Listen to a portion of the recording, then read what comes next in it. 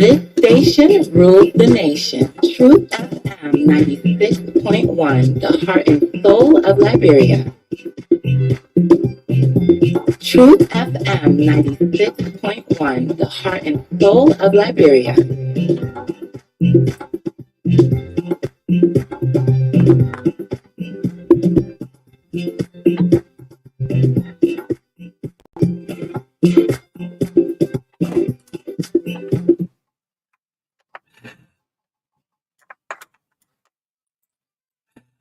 Oh, what a way to say a pleasant good morning.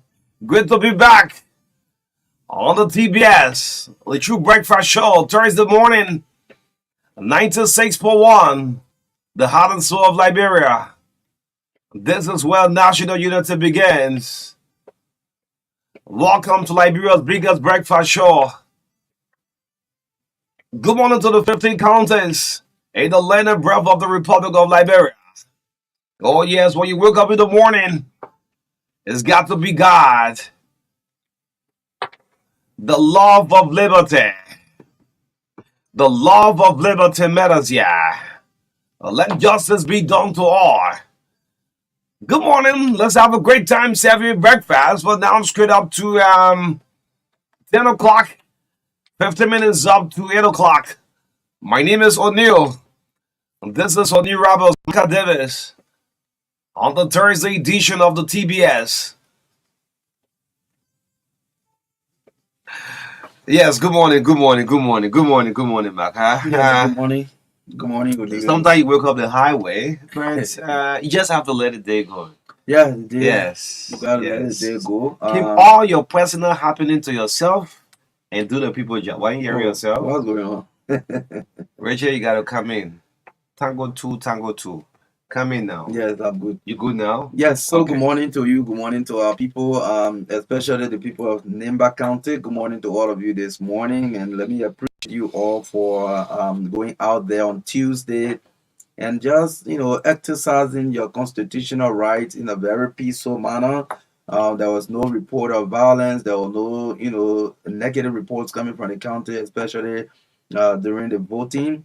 And in fact, as vote tallying continues, we are not hearing, any negative news. It's all about, this is the beauty of democracy. I think Liberia's democracy is maturing, and we want to say thanks to all of those who are participating, stakeholders, and the ordinary Liberian people. We are grateful that we are not hearing any negative news from our county and from Grand Jide District 1 also, because you can recall following the death of the then representative Era Ogwen, there were a lot of violence in the district that even led to some properties being destroyed.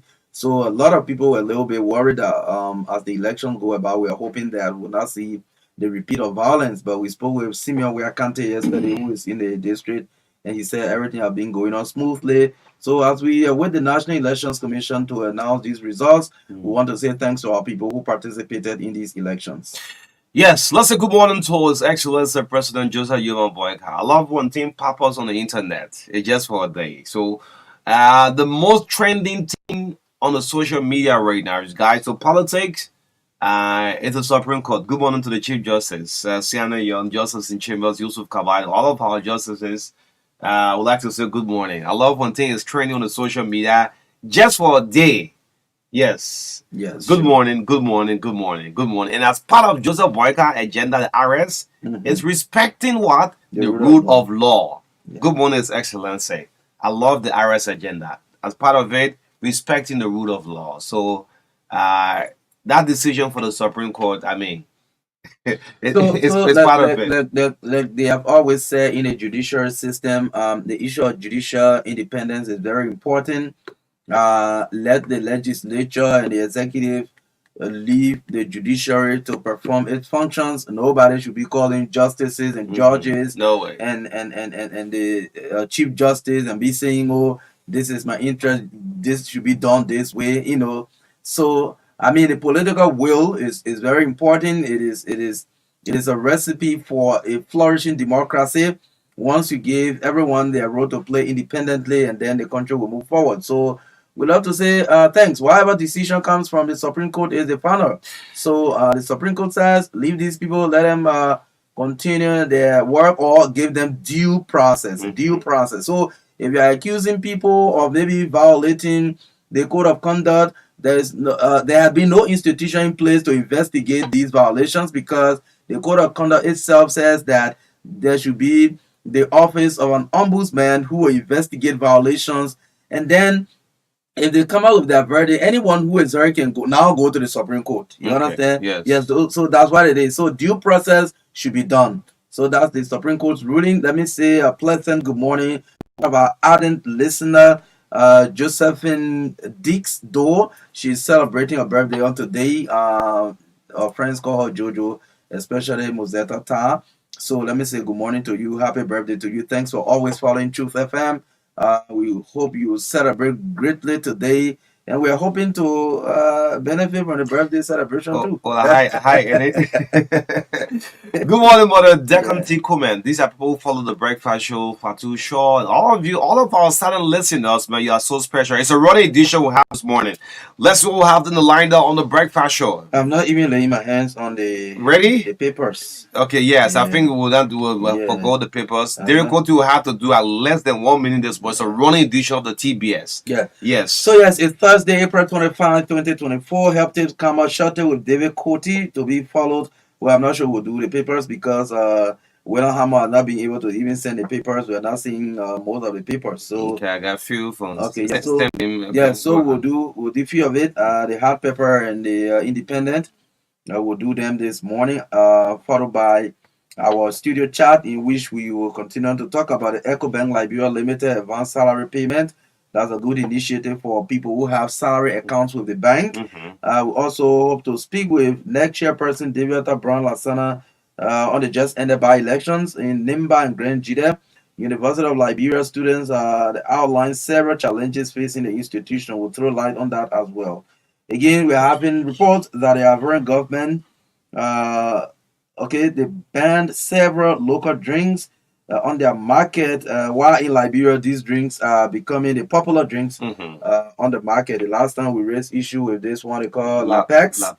Okay, we talk about Lapex. Still, we're seeing people still buying Lapex and drinking it, even though the government are not being able to come up with a ban or any policy on that. ArcelorMittal workers living in makeshift housing. They want improvement in these facilities because that over $1 billion concern over there. You can be, you can say you are investing over 1.6 billion in the country, and then the people living in madhouse. I won't say anything. Yeah, so again, the Supreme Court ruling on the 10 new issues. We'll talk about it a bit.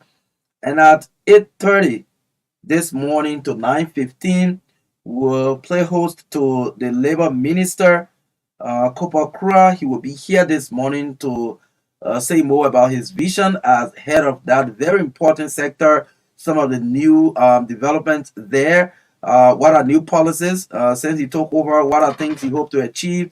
We'll be talking about that here this morning for straight 45 minutes this morning, 8 to 9:15.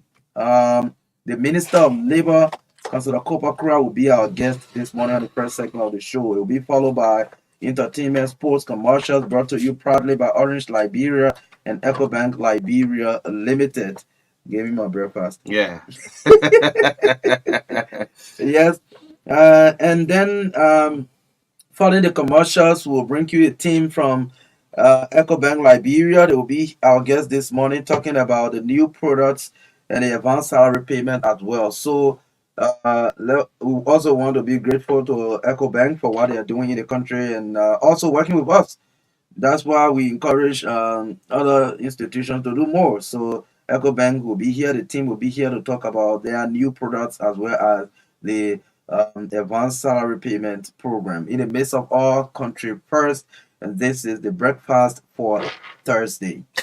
Great, beautiful line of the True Breakfast Show. Difficulty. Let's take off of time this morning. Yes, so great. So right after difficulty this morning, health tip for 3 minutes. We'll bring on the National Elections Commission boss, David Brown, Lasana via mobile phone this morning. Let's bring on difficulty with our health tip this morning. David, 3 minutes. Good morning. Head up, Neil. Thank you. Good morning. Very fast. Honey is our topic today. Have you ever asked yourself why some men call their wives honey and why some women call their husbands honey? Well, all I can tell you is honey is very sweet. Now, honey is our topic today. Honey has been used for thousands of years around the world. Some people use it, some people consume it in warm water. Now, when you use it in warm water, it has a different impact. Some people consume it in cold water. When you do that, it has a different impact. Some people eat it raw. When you do that, it has a different impact. But do you do not drink it in boiling water? When you do that, you'll be drinking poison. Now, the question is, how much should you consume daily? This is where the trouble is. The answer is 1 tablespoon first thing in the morning on your stomach, and 1 tablespoon at night, at least 1 hour before you go to bed. Warning, this is a strong warning to you, the ladies. Warning, honey should not be given to children less than 1 year. Those of you who have heard that honey can make people clever, you want your son to make all the good grades in the school, every time you give them 2, 3 spoons, stop. When the person is below 1 year, do not do that. Now, follow the 3 rules when it comes to eating or drinking anything. Number 1, timing. Eat food at the right time to avoid medical problems. I can't explain that because of time. Moderation. Do not consume more than necessary. Don't eat or drink more than 2 tablespoons a day. 1 in the morning, as I told you, and 1 in the night. If you don't mind the sweetness and start making it every minute, you will cause trouble for yourself. Consistency. If you want to benefit from health benefits, if you want to have benefits from honey, you got to eat it or drink it regularly, every morning and every evening. But if you do it one time, after one, you can do another month, you're not going to get the benefits. Now, choose raw honey over filter honey. That's a good advice to you. If you can't see the raw one, you can get a filter one, the ones in the supermarkets. But the raw one is better. Now, what are the benefits? Number 1, it boosts your memory. Number 2, nourishes your skin and face. 3, home remedy for cough. 4, natural remedy for dandruff. I'm sorry, no time to explain these things small, but anyway, we'll come back to it one day. Number 5, useful in weight management. 6, it strengthens the immune system. 7, it's used for healing wounds. And 8, it acts as a natural sleeping aid. And it also prevents cancer. Remember this, women, if you have never been to the hospital to find out whether you have breast cancer or not, do it today. In 2002, 670,000 people died from breast cancer. I don't know how many men were among them because men can have breast cancer too. Now, go to the hospital today where they have something called mammogram. It's a machine. Don't just let somebody get your breast here, they got breast cancer. No. You gotta go and do the mammogram test. Breast cancer actually affects women from 45 to 50 years. But way back, that's what used to happen many years ago. But now, doctors are advising, even if you're around 20, 25, go and do your test because some girls, some ladies around that age are having breast cancer now. That your beautiful breast, if you don't check whether you have breast cancer or not, when the cancer runs through your body, your whole system, it will destroy the organs and you will die. Thank you very much for the opportunity. Thank you, Derek Ernest Cote. Not much time to discuss lecture with him this morning. Derek Cote with our help tip. Thank you. Abbas, thank you so much. It's 2 minutes up to 8 o'clock. Shall we bring on the chairperson of the National Elections Commission, Manaderiata Brown. But let's just get to one or two papers quickly before we bring on the chairperson of the NEC. The front page of the Inquirer newspaper this morning, no law prohibits FGM in Liberia. U.S. 2023 Human Rights Report reveals. It's on the front page of the Inquirer grapple copy and read the rest of the story. Jetty feeds over 2,000 vulnerable on his birthday. It's a story here also on the front page. Let's go to the back page of the Inquirer. What's the back page? Liberia's worst electricity situation as Agricole reduces supply by 80%. Morning Captain has been captured here on the back page of the Inquirer. Grab a copy and read the rest of the story. And of course, to the independent newspaper, the front page, 6 days to go to Joseph Boyka 100 days. Uh, the front page. The front page of the Independent. Muslim Solway. This is Solway as Miltar orders fight to silence lessons. What's happening to Solway companies? On the front page capture. Ultra virus is another sub-lead story. Supreme Court slams boycotts removal of 10 officials, revokes several nominations of the president. I'm seeing pictures of justices in chambers. Capture you on the front page of the Independent. Grab a copy and read the rest of the story. Then our last stop have to do with the New Republic. Yes, Alfonso to New Republic. The front page of the New Republic. What's on the front page this morning? The front page of the New Republic. Government defeated was been captured on the front page. Supreme Court upholds tenure position. Yes, still on the front page. Supreme Court judges Wilson Tapper hope. It's a sub-lead story here. Yes, grab a copy of the New Republic. Let's go to the back page. What the back page is about. The back page, when River City Mayor calls for urgent financial support for sustainable city management. It's on the back page here. BMMC empowers 20 youth in Gaula district. Yes, ends the review of the local dealers right here on the True Breakfast Show, 96.1, the heart and soul of Liberia. So it's 8 o'clock. Let's link up with the chairperson of the National Elections Commission. I mean, Darietta Brown Lassan. Matter of fact, NEC conducted a very good election on yesterday in these two counties, Grand Juliet and that of Nimba County. So we have the chairperson of the NEC on Tuesday, right? Yes. Oh, Tuesday. Today's Thursday. Yes. Great. I'm fast tracking. Yeah, so we have the chairperson of the National Elections Commission, Madam Darietta Brown Lassan, on live and mobile. Good morning to you, Madam Chair. Welcome to the True Breakfast Show. How you doing this morning? How is the team of the National Elections Commission, your board commissioners, all doing at the NEC?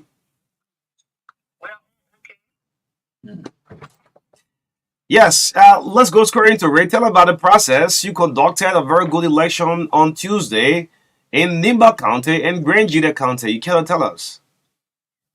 That we conducted a very good elections, the by-elections in both Nimba County for the senatorial and in number one, Grand Juliet County.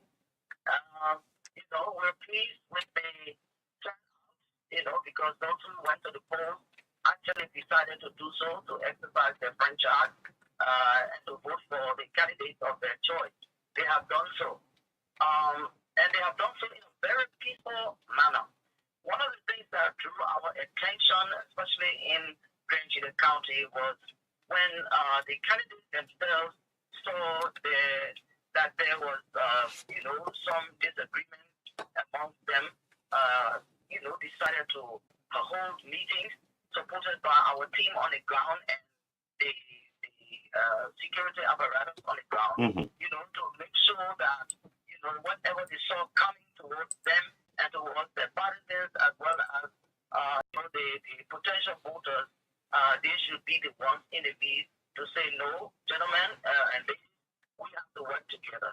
And in that vein, on several occasions, they signed, these little agreements among them, and this was provided by what they agreed to, meaning that no in this process, if your schedule seems to be conflicting with mine,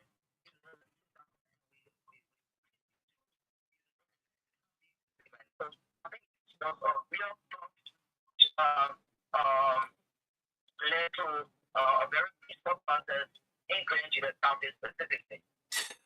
As results start to account, provisional results were announced by you or the election commission yesterday. Were there challenges before and after the elections? You can tell us. You know, in this process, you have challenges. To what to alter any process, this was not the case.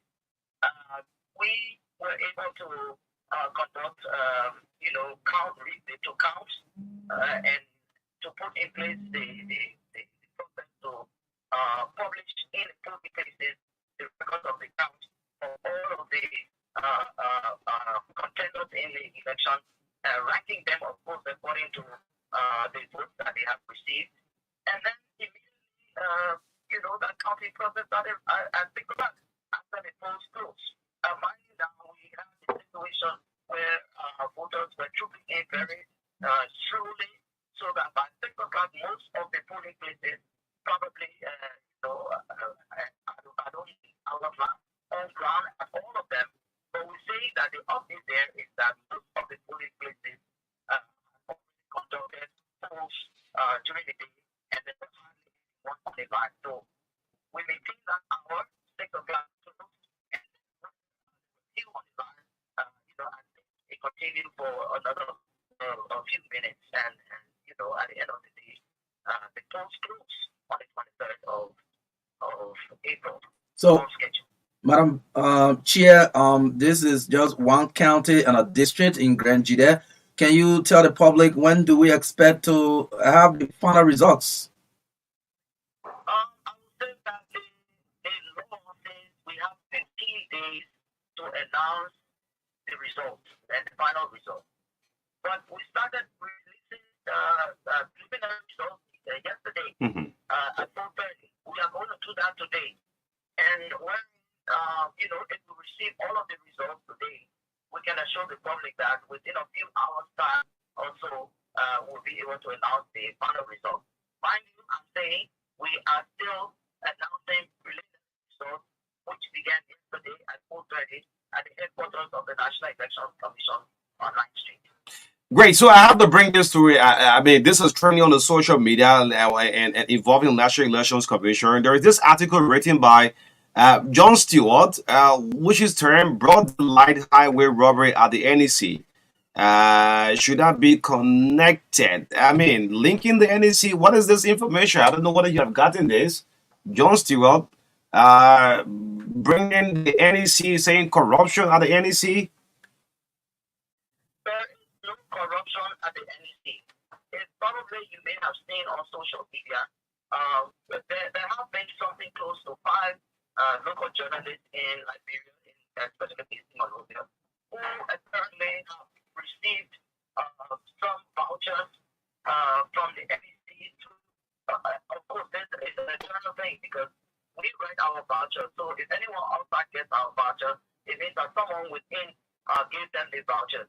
And if you read these stories, they're doing the same thing, some of which are inaccurate information, simply because they have not come to the NEC to find out the information. And what the information is, we conducted procurement for election materials in the pre-pack.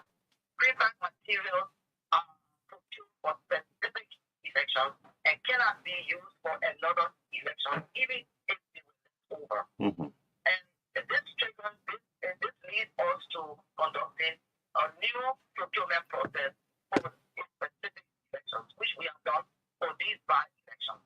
And all of the documentation they are here in the National Elections Commission.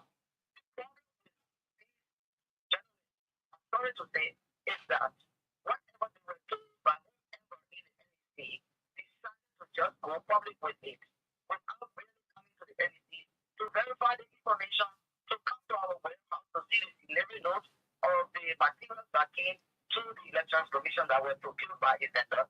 They need to come to the NEC to see the DHL stickers that were on all of these materials that were procured.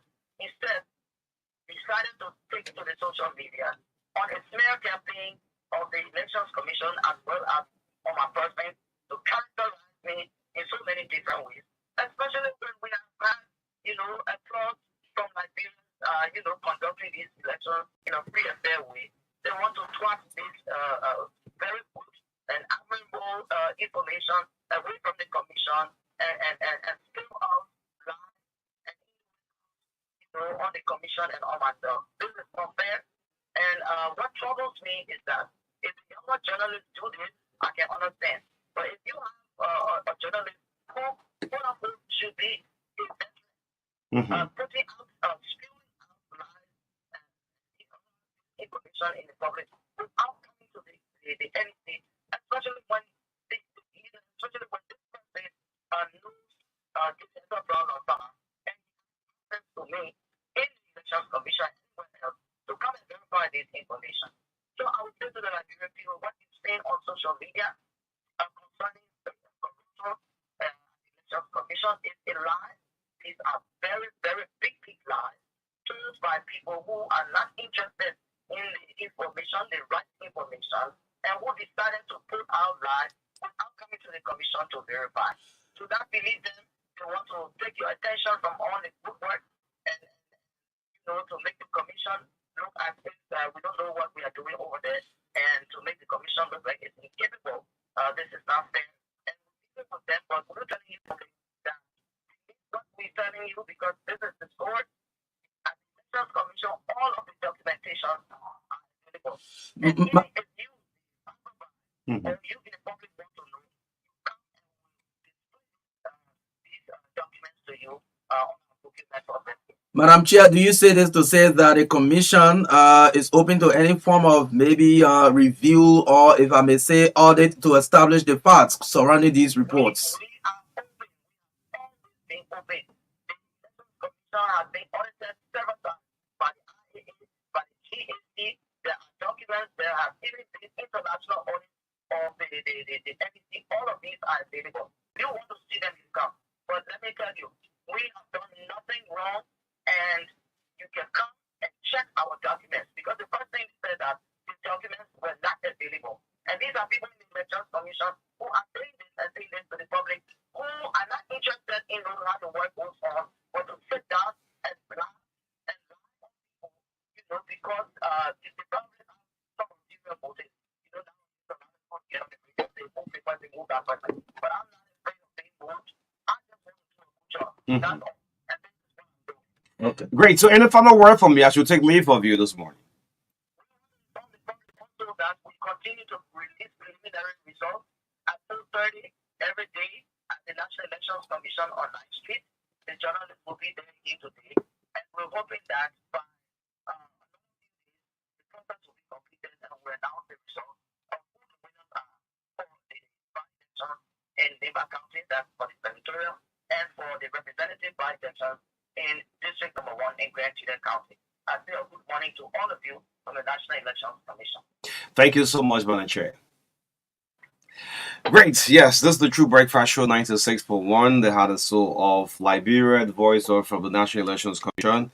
Chair, Madam Director Brown Lasana. Yes, so we have to stick up with the time. Our guest, Councilor Cooper Cry. Right, but you just right on time. The legal people love time. Yes, yeah, absolutely. yeah. I'm proud of the council this morning.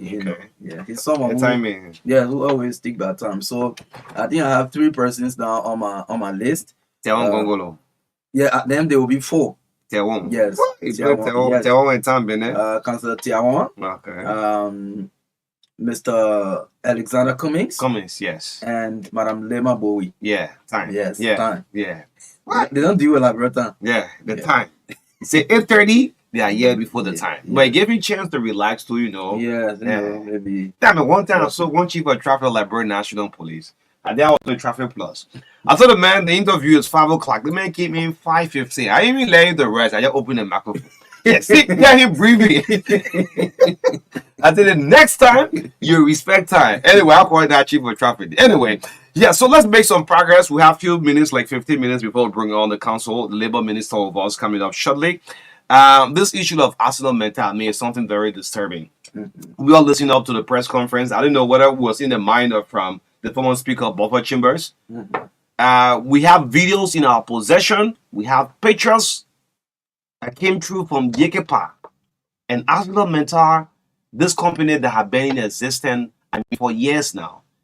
These videos and pictures that are coming out, these are workers who sending them to us. That their livelihood, they live in a mischief. And what actually got to mean so much of ArcelorMittal, Lamco, the road that Lamco constructed way back in Yekepa. That's the same old road we're still using. Then I'm looking on the paper, looking at the figures here. 1.5 1.6. 1.6 Why billion. be using the book money always? I thought what we want from there. What you want to do with the other one? I want to say the Coty Foundation. Yes. 1.6 billion. I mean, then there is this fabric building in Yekepa called the term has a fabric house. No back door. It's just a one-way entry. If you don't have an air conditioner, I mean, no electricity, that's going to be a serious problem. And there's an ongoing discussion to extend and expand the concession, which will be additional 1.4 billion to take the entire investment package to 3 billion. Yes. Yes.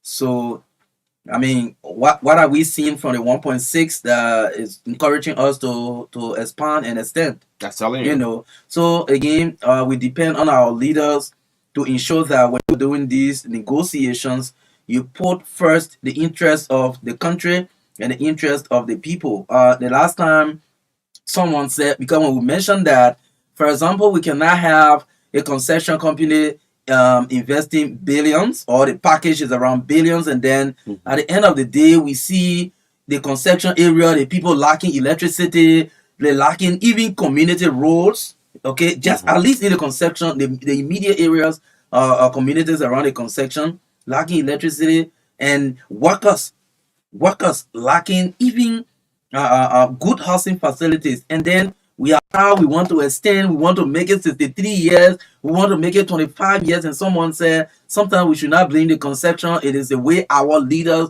negotiate these contracts. So I'm looking here with this little thing. So in 2010, ArcelorMittal signed up on August 2010 for 25 years.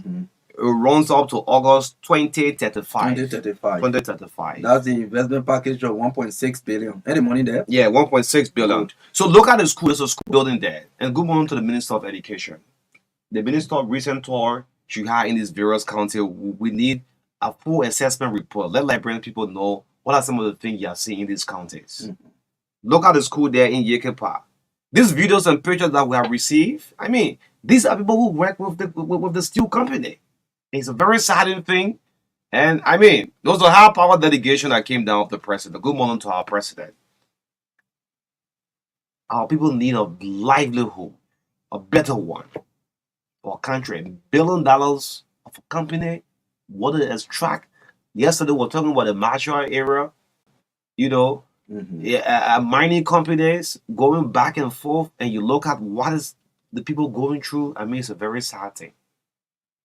You know, yeah. So we don't have much time, but again, we want to take a few calls. But before that, detain you. Yeah.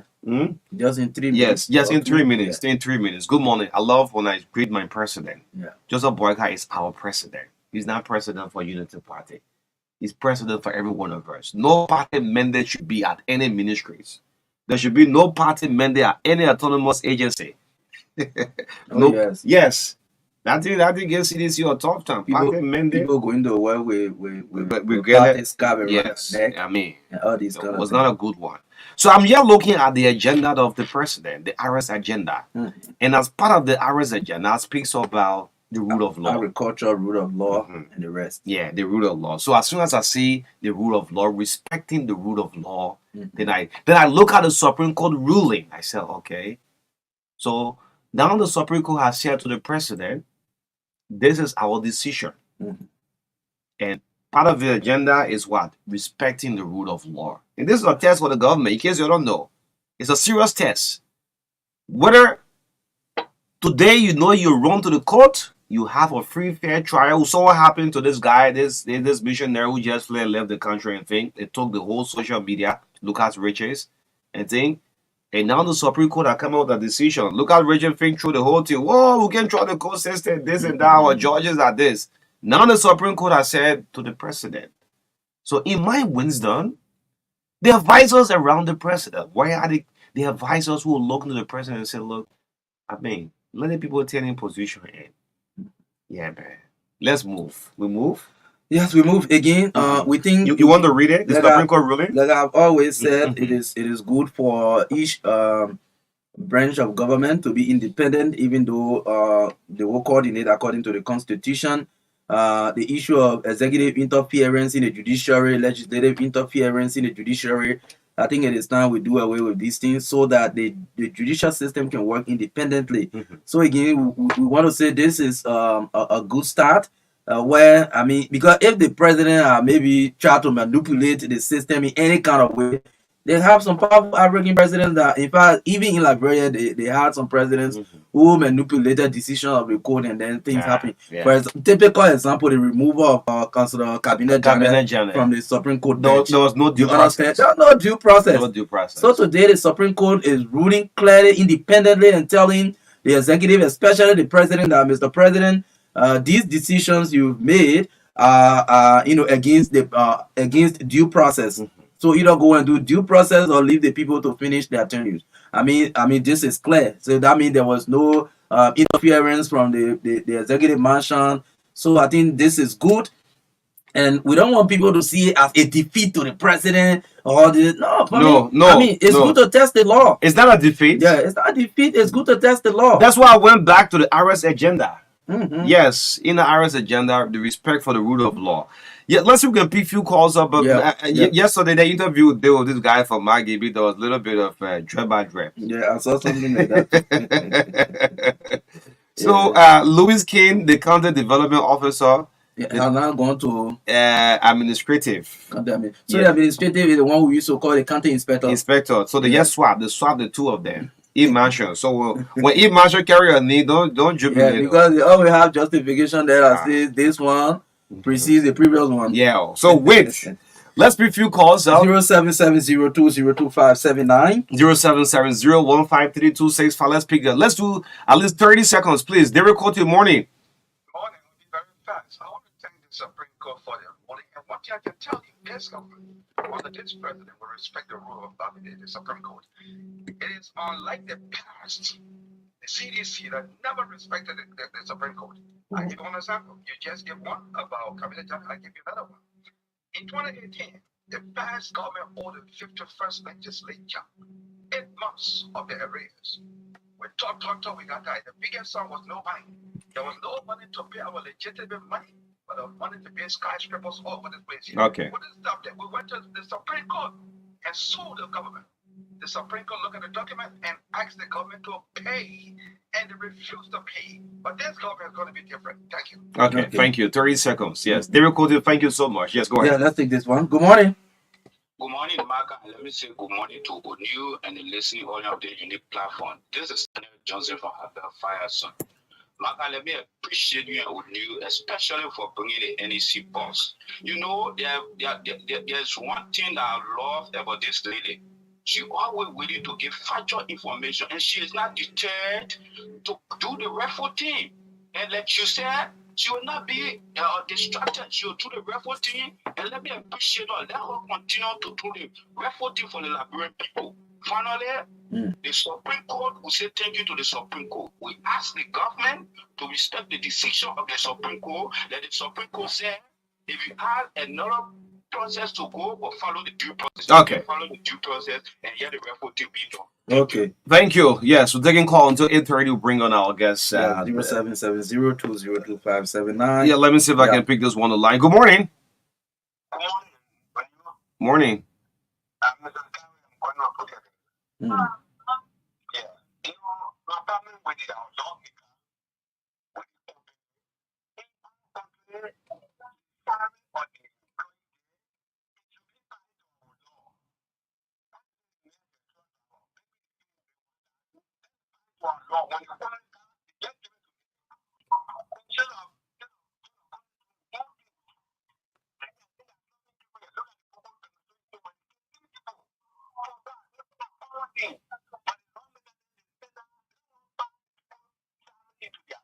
Okay.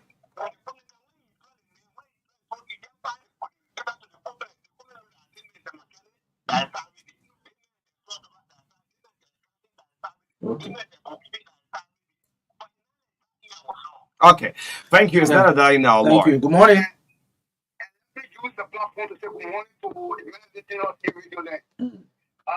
This is the voice of Abba Dekwana Yella and a phone in phone, second year to be precise, New Georgia. Yes, 30 seconds.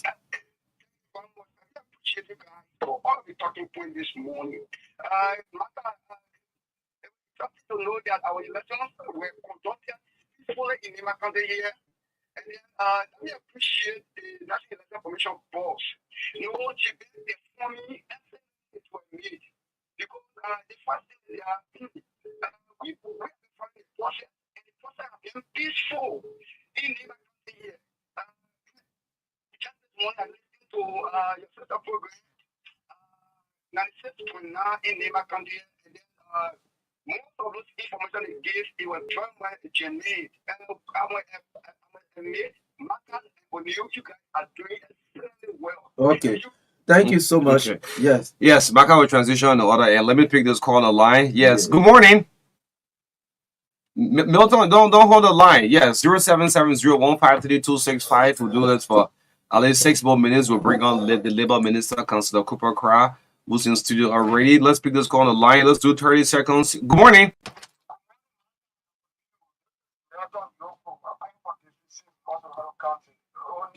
The issues should not just be that the government want to say they are not about it.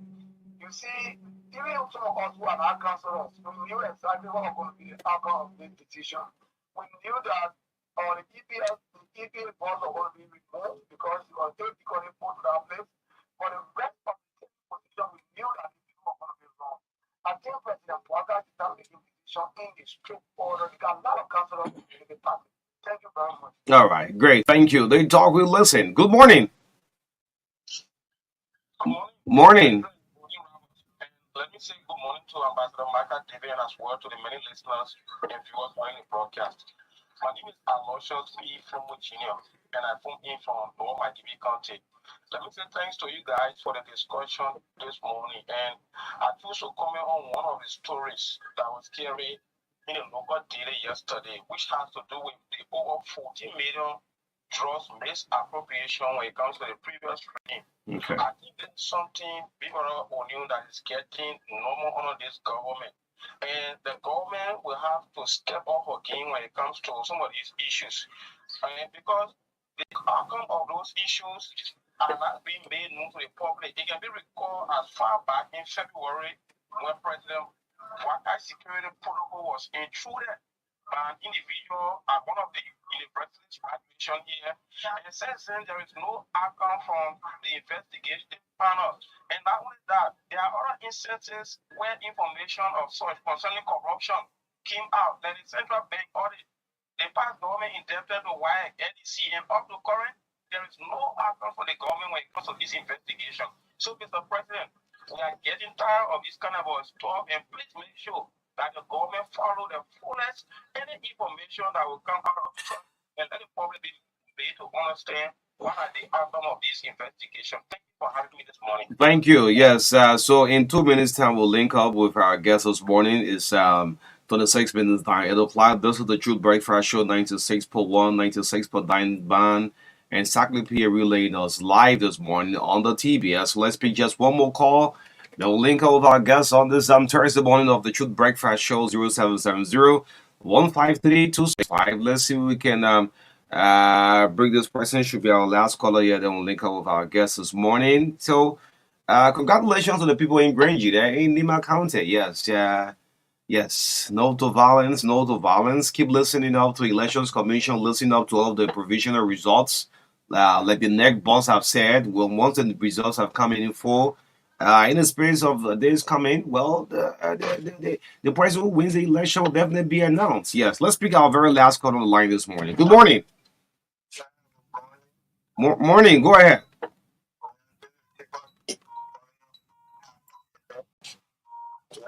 Thank you for the show this morning. This is my first time calling, although I always been listening this morning to your conversation concerning the actual Mr. I'm from one of the most aggressive community in Okay. but Mr.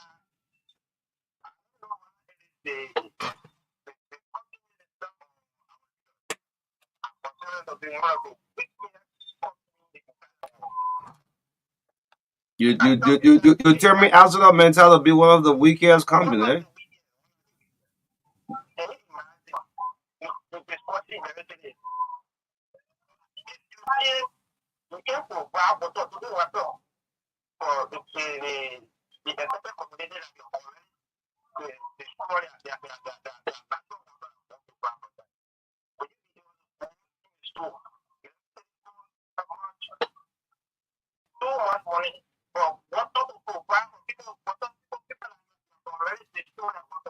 Okay.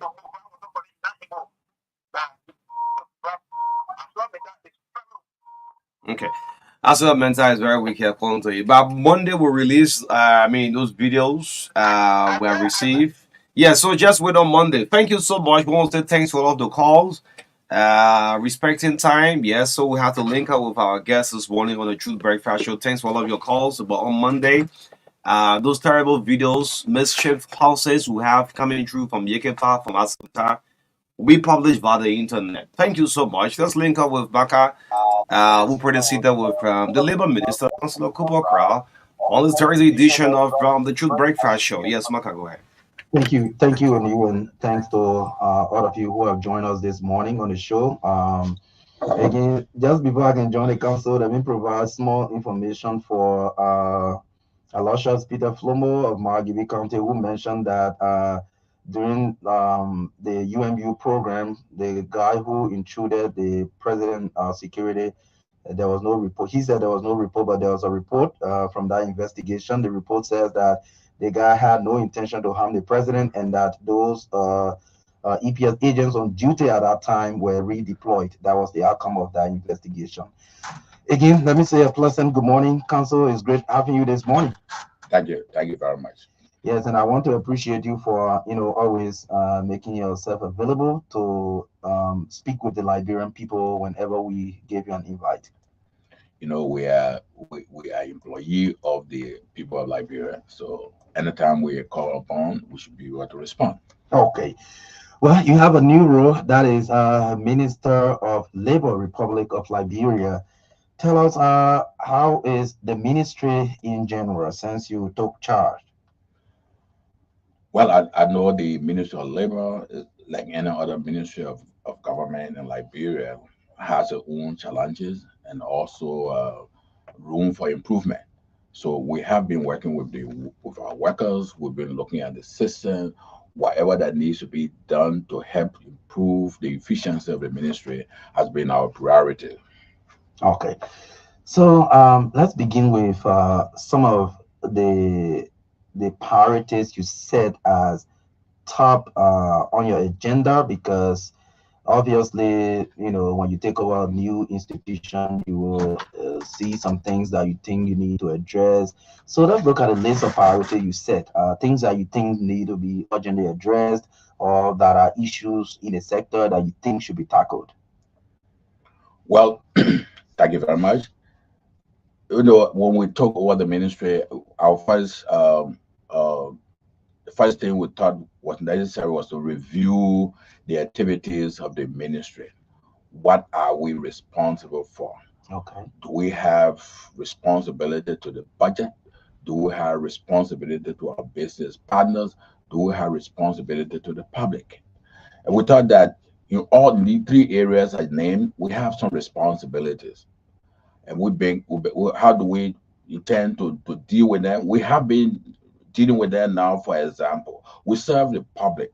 We have to serve the public in a manner that will reflect an organized system. For example, we have the inspectorate division. We noticed when we took over that the inspectors were individuals. You come in ordinary clothing, they go to business houses, and like you come in the morning, signing, and you leave the office, and you don't come back. You stay there and go home. There is no report. There is not any particular report that is brought to the office to say that, okay, today these are the things that I did. So we say, okay, what we need to do, we need to put the inspectors in uniform. You'll be in uniform, and we want to ensure that no single inspector will go on an assignment. There has to be a group assignment That way, we will have a group leader, and that leader should be able to send in a report to us on a daily basis. And since we started this, I think the dynamic in terms of the operations of our inspectorate division has changed. We've gotten a lot more report, and we think that this year, from what we've started, which our performance, our revenue performance this year, we expect that will increase. That's one area. Another area is that we think there is a need for some education to the public. Yeah, what is it that we do? For example, in terms of generating revenue, we collect work permit fees for work permit. People who work in Liberia, if you are an alien, there are categories of aliens. There are different payments category also for them. For example, if you work in the formal sector, as whether you are an ECOWAS citizen or you are a foreigner, you pay $1,000 for work permit on an annual basis. This is an annual event. Okay. And what we've discovered is that some people, once you if you went for the first time and got yourself a work permit, you sit on and do not go back. We tried to now catalog all of the statistics that we've got from previous permits that were issued, and we're reaching out to each company and each establishment. If you establish, if last year you had say 40% in your employer who were foreigner and you obtain work permit, the anniversary of that payment, you are supposed to come back and renew. Mm-hmm. And that renewal, the only difference is that you will not be required to do picture because your biometric information are already in our system. So we just you pay and then just renew your card because you are already in the system. Okay. So and in the event that you are an establishment, for example, with say 25, 30 foreigners who are supposed to be registered or you listed on our work permit roster, you may also call us. If you call us that, look, I have a number of persons here, maybe you don't want the people to leave the job and come to the Ministry of Labor, we will send you our team. They have equipment that can take out all the biometric information on the field and then come back to the office, will produce your ID card and they will take it back to you. So these designs were made to make the process easier and to make it comfortable for our partners and our business friends in Liberia. That's what we've been doing. And I think whatever thing we've set up seems to be working very well.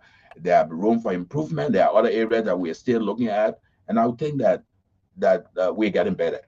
Is the ministry in full swing in terms of appointment all of the deputies, the assistant ministers, the directors?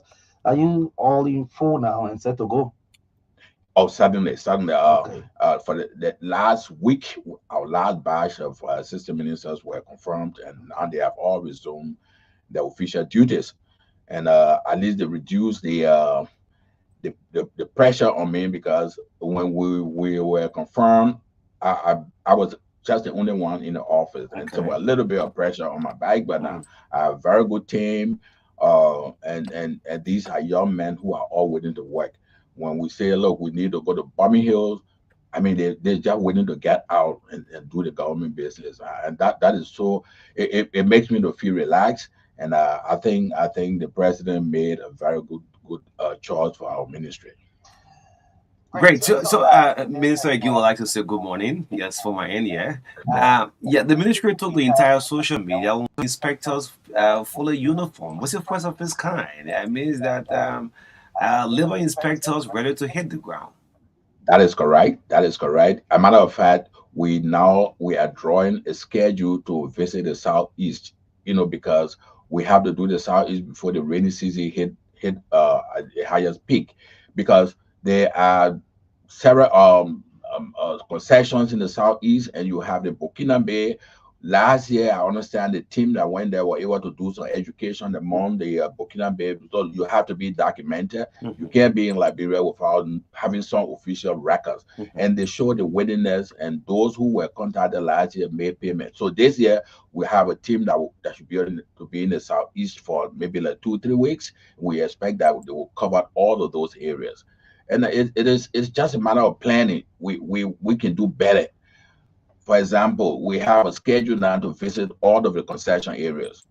We started with Bear Mountain because there were problems there, Okay. and the team did 1 week visitation in Bear Mountain, and just from 2 days of work with the workers and those who didn't have work permit, they were able to bring in to contribute a little more over 100,000 United States dollars to revenue. Wow. Okay, so we expect that if we were to visit other concession areas, we expect that more money will come to government and will create more awareness. I mean, I think some of the things was that there were no awareness in the past. Like for example, in the Bear Mountain area, there is we have a land border with Freetown, Okay. and most of the guys that work at the Beer Mountain are Turkish national. So the Turkish airline, that come to West Africa stop in Freetown. So when they bring their worker in Freetown, they just drive to the border and come to the mining sector because Okay.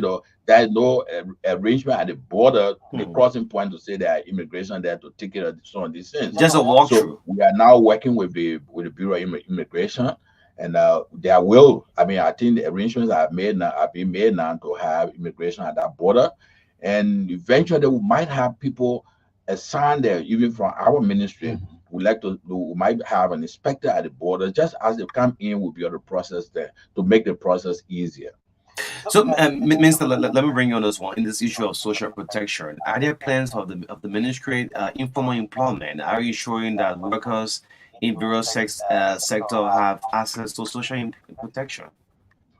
Oh yeah, under the Decent Work Act, one of the things that we also look at very closely is protection at workplaces. Very important. When our inspectors go out, we do not go only to ask for, say, payment for work permit. We also look at working conditions for Liberians. There are provisions that, for example, if you work in an industry, for example, you're doing that do the welding with the electrical thing, you are supposed to wear certain safety gear. You are supposed to wear gloves. You are supposed to wear certain kind of boot. These things are all taken into consideration when our inspectors go out, and we also look at the payments of wages to our workers in Liberia. The law requires that there should be equal pay for equal work. We've determined in some cases you have a foreigner and Liberian doing the same job, but you pay the foreigner more than the Liberian. We are now working towards that you cannot do that, but it requires some level of education. And because, for example, you have minimum wage in Liberia. If you have workers in these industry, the minimum wage that you can pay a worker, whether the person working in the store or whatever, whether it's the formal in the informal sector, there is a minimum wage of $143 a month. When we go out, our inspectors are trained to also ask. So now you get in the industry, have conversation with the workers. Okay. Ask how much do you make? If the person tells you no, I'm making a $100 or $75, they are instructed to talk to the management and make an immediate adjustment. This one is not something that will give you time. We say you have to make an immediate adjustment because each person employee, the minimum wage is supposed to be $143, and it seems to be working. Okay, so one of the things is the issue of enforceability, Minister Kruger. We've had a lot of complaints, especially from workers being underpaid, salary issues, and all of that. The same safety issues we've had, all of these things. What is the ministry's capacity when it comes to enforcing the labor law? Because just finding a fault and putting it to management, sometimes at their will they want to do, they don't want to do. Let's look at the power to enforce. Where there are provisions under the Decent Work Act that we have some level of enforcement power. Okay. And we work also because we want to make sure that we respect the rule of law. If, for example, you have 100 aliens at your workplace or in your workplace, and we determine that each person is paying $1,000, like about $100,000 that's supposed to be paid, and we send you a bill. If you fail to pay the bill, we may take that matter to the tax court. Okay. And file something against you, and the tax code will do the enforcement. That's one way to do it. Another way is we also work in collaboration. At some point, if we're doing certain enforcement, we bring in LRA officers. So where there's a requirement on the field to say, well, you want to close down this place, we expect that the LRA officer will spearhead those kind of level of that where they have the authority to close businesses where they are in default. So we try to just be careful and make sure that our operations are within the confines of the law. Okay, great. So, great. And so those were moving also some of your plans. I don't know whether it's part of your current plans. Are there plans to reform the current labor market regulations to make it more flexible? Well, okay, when you say regulation, but let's say the law. I mean, if you have put it another way, the for every uh laws, or should I say regulations, there are always room for amendment where necessary. Okay. We are looking at a few of some of the regulations that we have. We have there, for example, the former minister Colley did a regulation on most of the payments and condition of work. And then that regulation was also confirmed by the last minister, my predecessor, Councillor Gibson. And we are definitely looking at those because they have effect of law, because we enforce once you come up with a regulation, we always have tried to enforce those. And let me give you another example. For example, most of the businesses you see, you have a business around the street and they'll have branches, say branch one, two, other places. Yes. Charles Gibson, the former minister, did a regulation and says that, look, if you have a business and you have branches of that business elsewhere, that those branches should be manned by Liberian. Okay. And that is on our book. We try to do that. So if you ask for work permit for a branch manager of your business, now what we're doing, we deny the application, and we inform you that that job is for Liberia, so we'll not give you work permit for that. We've also have denied a work permit to many aliens for reason that on grounds that, look, those jobs are supposed to be done by Liberia. For Liberia, for example, you see a warehouse manager belonging to a foreigner. Definitely. I mean, Liberian can occupy that position. Yes. And in fact, now that most of the businesses here, you see the account manager or the auditor. Now we are looking at that very, very closely. If you establish a business, if it is a huge establishment, you have an auditor in there. We expect that you will have a Liberian counterpart, so that in the future you have a transition plan that eventually Liberian can take over those kind of positions. And then we're working on it. It has to be gradual, because perhaps in the past we did not emphasize that much. Now that we have begun to emphasize these kind of setting, it's something like we have to educate the people and do it gradually. When we deny and they come back, we try to take our time to explain, no, we cannot give you work permit for this person because this job is supposed to be done by Liberia. And if we are not too sure that the job is can be done by Liberia under the circumstances, we ask you to advertise a job. Unless you cannot find any competent Liberian, then we say, okay, you can put anybody you want to put there. But those provisions are there on our law.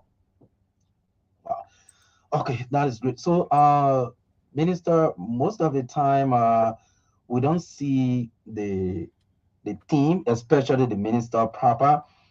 Maybe the inspectorate team have that responsibility to most of the time move or towards some of these concessions, because like what you just raised about, job that's supposed to be reserved for Liberians, you see foreigners doing these jobs. But if you sit at the office, you will not know whether these things are happening. So what are plans to actually towards some of these major concessions in a country, for example, ArcelorMittal, BMMC, that's the B Mountain, Western Cluster, China Union, and some of these big concessions, to ensure that the appropriate things are being done, because you will not know sitting at the office. But that is correct. But we have I have 2 deputy ministers and 6 assistant ministers. Okay. And all of them have the responsibility to get out at some point where it becomes necessary.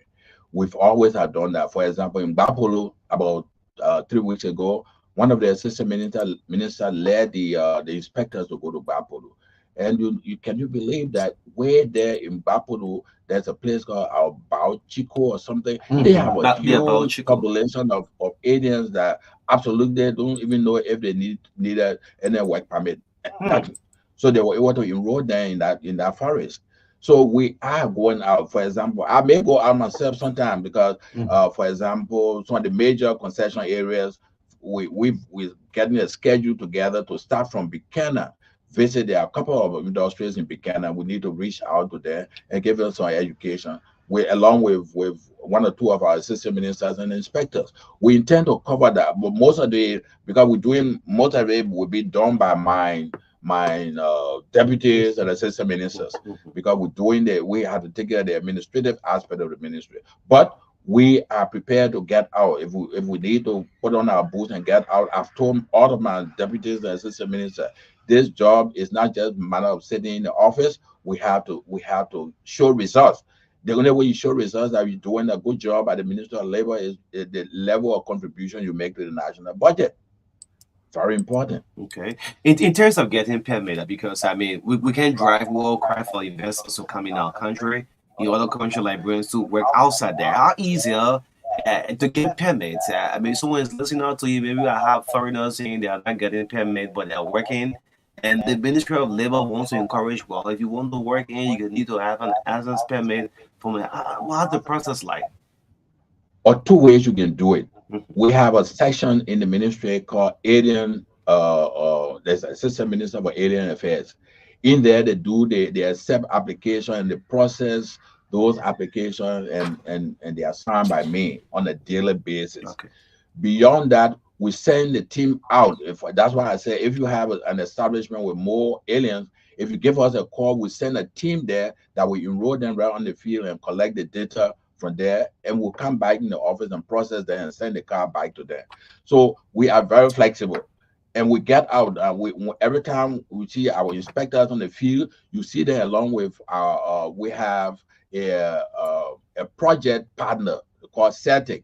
They have all of the equipment along with them on the field. They can do the registration in the field. They take the fingerprint, the photo, and everything right there. So that is to help our those who are so busy and cannot come to the ministry. Just give us a call, and we will send the team to process your workers. Okay. So, Minister, I know you work with other line ministries and agencies because, for example, the Ministry of Mines and Energy, but do you know about this company in Bapolu called Harmony Group of Company? They are mining in Bapolu. Do you have any record of maybe you have issued or the ministry has issued work permit to any of the employees before? Do you know any? I mean, how much do you know about this company? Harmony Group of Company. My understanding is that it is a Chinese company. It's in Bapolo. Yes, Bapolu.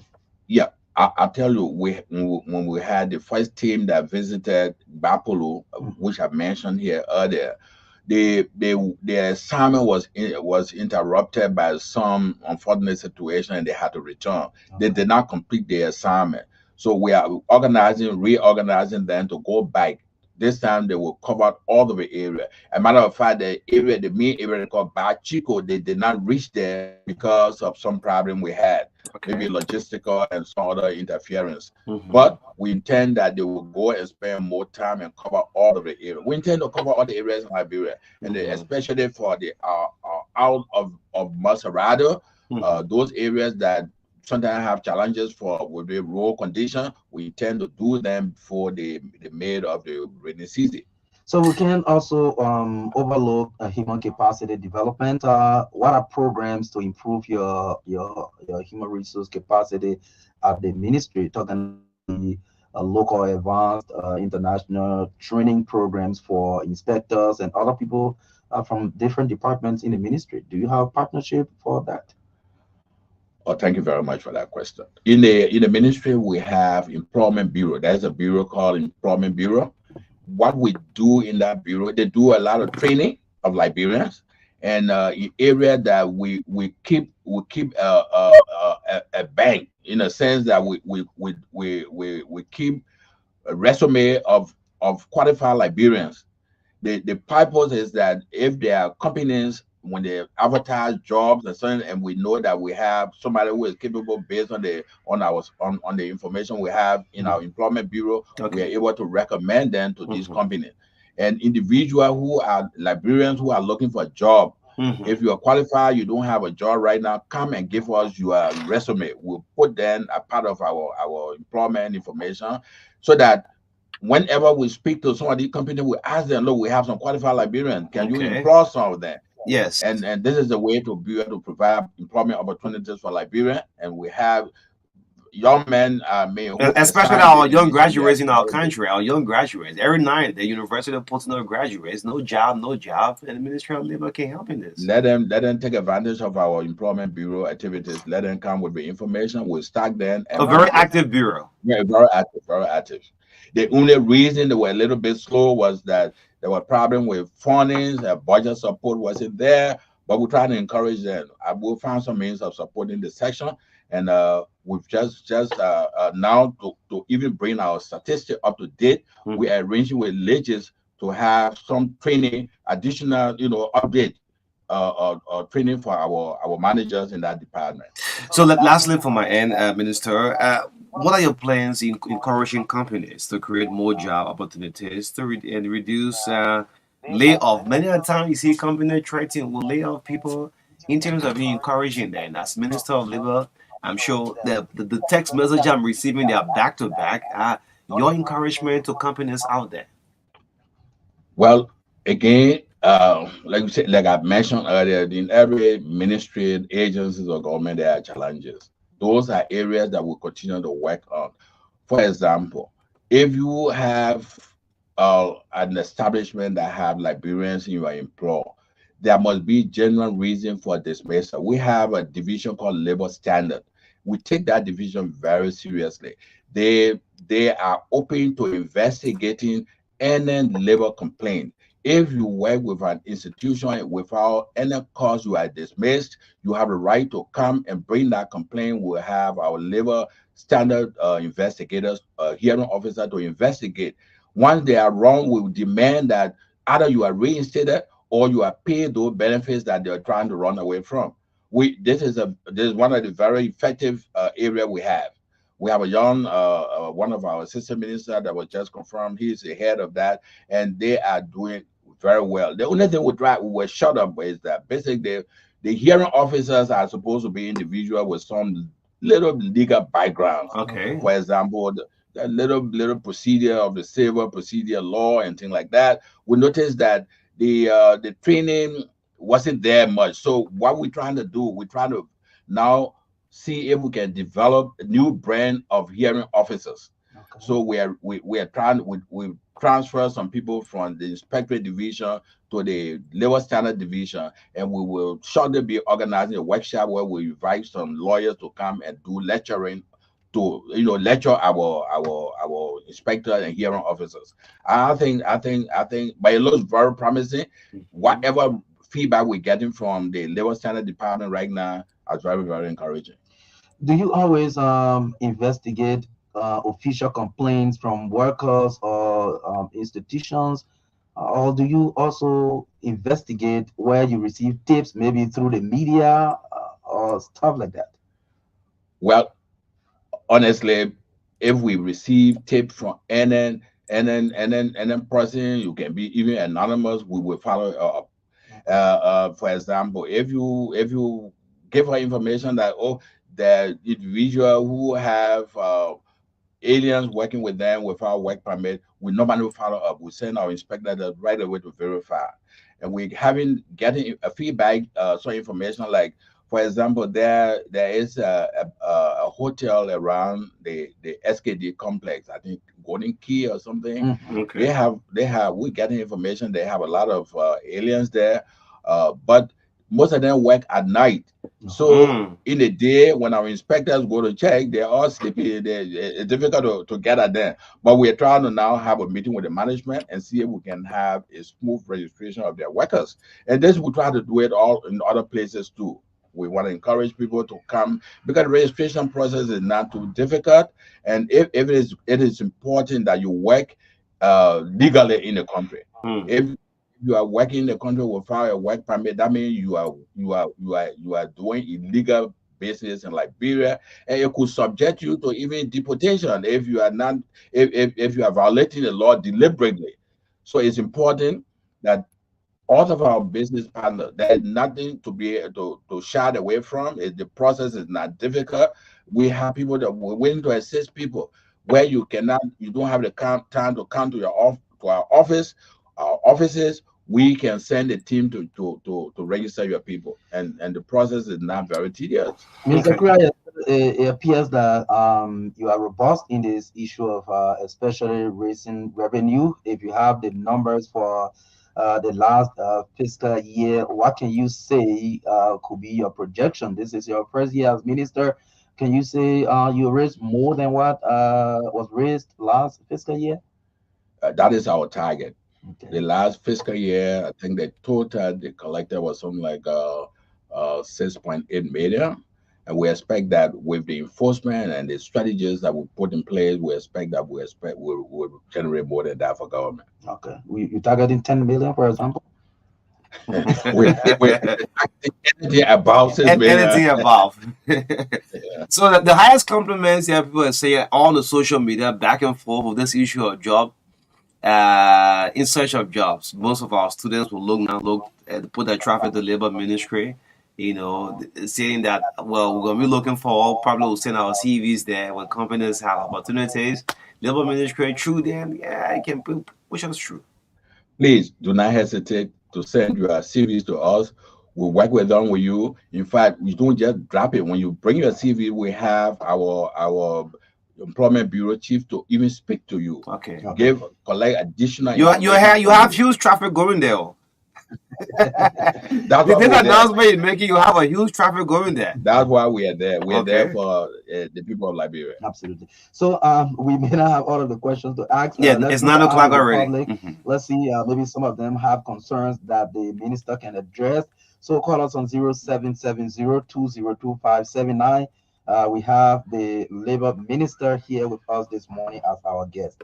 Unu can announce the other number. Yeah, let's pick this first 0770-153-265. I pick 2, you go 2. Good morning.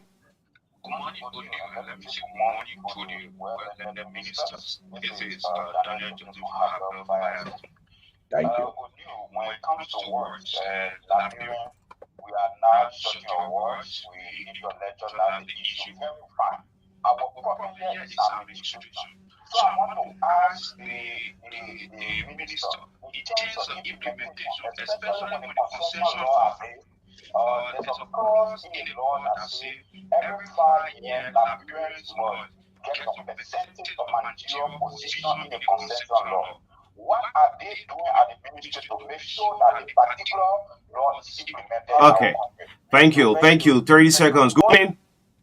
Good morning, Marka and O'Neill. Good morning to you guys. Morning. Go ahead. Let me say good morning to Minister Kura. I think it's without sense. And let me say Trenton and I don't know what good morning to the minister. This is one of the best ministers we have in Nigeria. Whatever President Kura has for office, always starts with so this is really growing. I think that's something here from so bigger money and attractive money for this country. He talked about the work permit and that when you can go in, you need a permit. I just want to know, do you pay the similar amount of good you need a permit or there's a little Okay. What are you paying similar amount for you need permit? Yeah, Marka, Okay, you can pick let for me me. take this one. Good morning. Yeah, good morning, O'Neill. My name is Napoleon Soso. I understand now why Liberia is the only country, which is Monrovia, where our citizens live with cup in their bathrooms. For example, you have the ministry office. How can ministry have more than 6 ministers, which is deputy ministers? They're wrong. He didn't say 6 deputy ministers. He said you have including assistant ministers. That's what he said. Yeah, but the assistant ministers 6. Yeah, but there are different divisions, huh? No. What's the issue? What's the issue? What's about the Fulanese? They need to do something about the Fulanese. The Fulanese can never hire any other tribe in their workplace, except their Fulanese brothers. What Mr. Crown will do about it?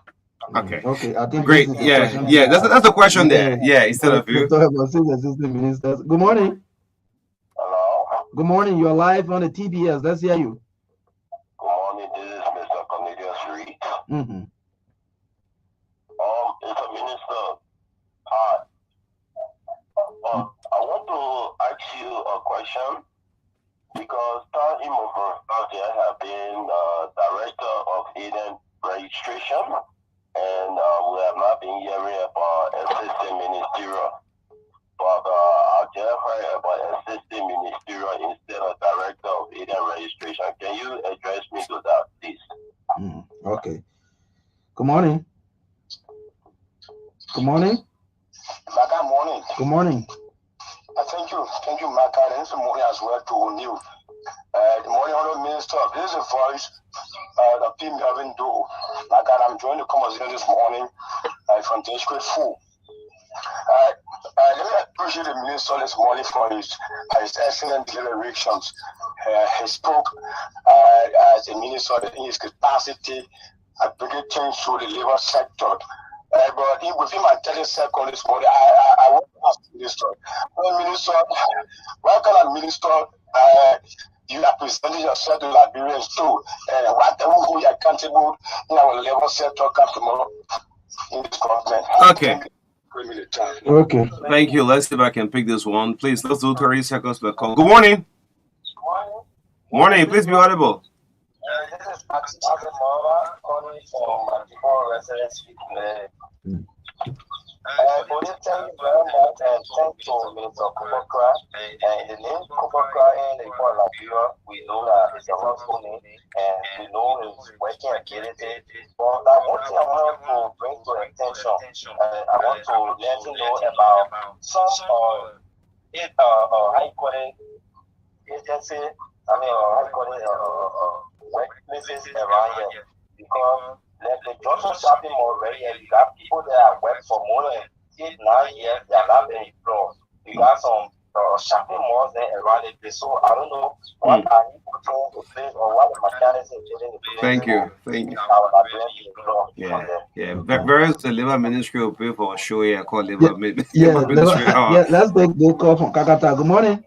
Good morning, Marka. Good morning to Councilor Kubokra. My name is Emmett Hammer, a colleague of Little Bureau in Pakatan. Let me appreciate this morning, all the coming and meeting up with Liberian people. But my question is to know, what are the criteria set to be in the commission in the Bureau County? Thank you so much. Yeah, so we have to stick with time. Maybe we just take our last caller. It's the minister have to go. We have our next segment guest. Good morning, quickly. Morning.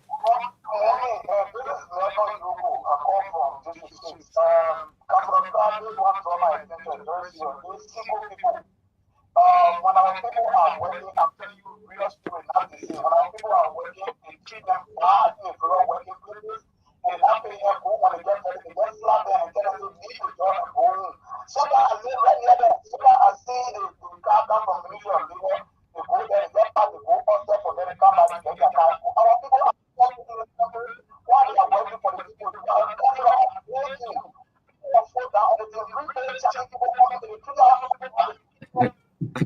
Great, thank you. So I have this guy all the way, should be from China. It's our international call. Good morning, quickly. Morning.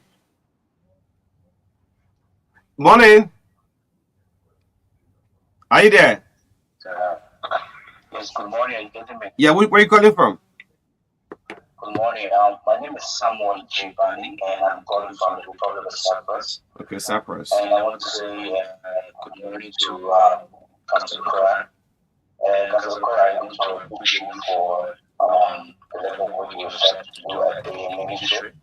My own concern is I just want to do to you to please to you. Because I mean, we are out of the country, we are out of places, and we see what is being done in terms of protection for our people's citizens. The labor ministry is very cardinal ministry when it comes to the employment of the citizen here.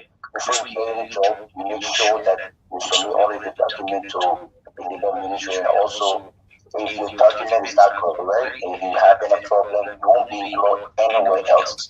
And the ministry makes sure that their citizen comes first in every employment. So it is my prayer and my hope that you please do your best. Thank you so much. Thank you. A call away from Cyprus. Yeah, Yes. so Minister, thank God you've been taking notes so you can respond to some of these concerns raised by the callers. Thank you. Thank you very much. There was a caller who wanted to know what's the cost of renewal of a work permit. Uh, for example, well, let me first say that there are different categories of work permit. If you are employed in the formal sector, you pay $1,000 per annum. If you are employed in the informal sector, you pay $500 per annum. If you are an ECOWAS member citizen, you pay $200 per annum. If you are other African, for example, and you are married to a Liberian, we also have that same $200 payment, but you have to show evidence that you are married to a Liberian. These are the categories. But the requirement is that you are supposed to renew on an annual basis. If you fail to renew and we for example, in the formal sector, and we discover that you are working without the renewal or without any work permit, there are penalties that will be attached. For example, in the formal sector, if you work without work permit, the employee, you will be working for the person. Besides your $1,000 payment, you will be fined $1,000.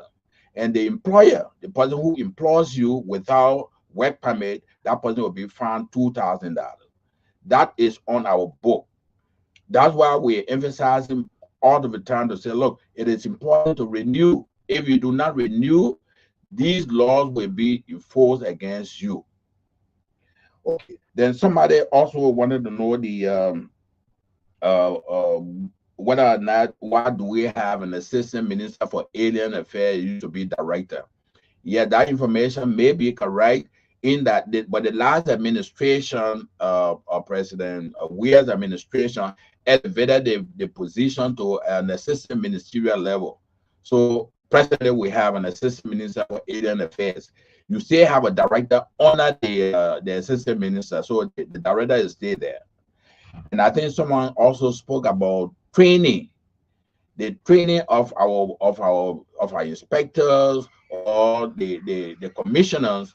This is something that we have designed a program to cover both the inspectors and our labor commissioner. Labor commissioners, like I said earlier, they are supposed to have some minimum legal knowledge.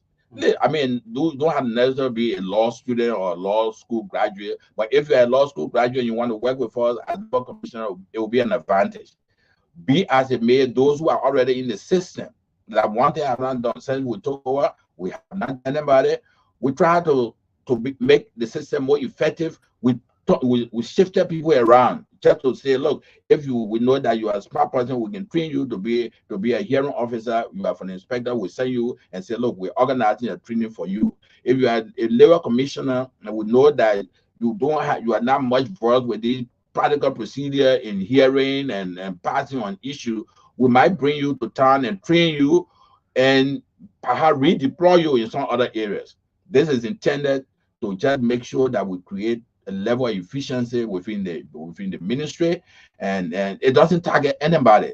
You may be anybody. Once we notice you are either a smart person or you are dormant, you have the potential, you definitely will utilize your services in other area or do something to improve your own output in where you are assigned. So that's what we've been doing. And the gentleman who called from is that Cyprus? Yeah, Cyprus. And I'd like to assure you that, yeah, I know that in other countries they give priority to their own citizens. One of the problem we have in Liberia, and that's why we have a lot of foreigners doing some other job, is the level of training. There are jobs here that Liberians may be capable of doing, but we might not have the trained personnel to do that.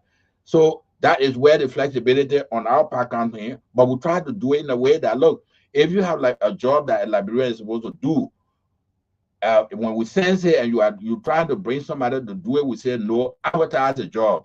Unless there is no librarian come forward, then you can employ the person you want to employ.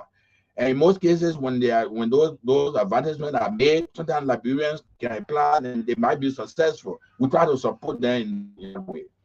But a priority for employment for us, we give priority to our first preference to be for librarian. We try to encourage them as much as possible.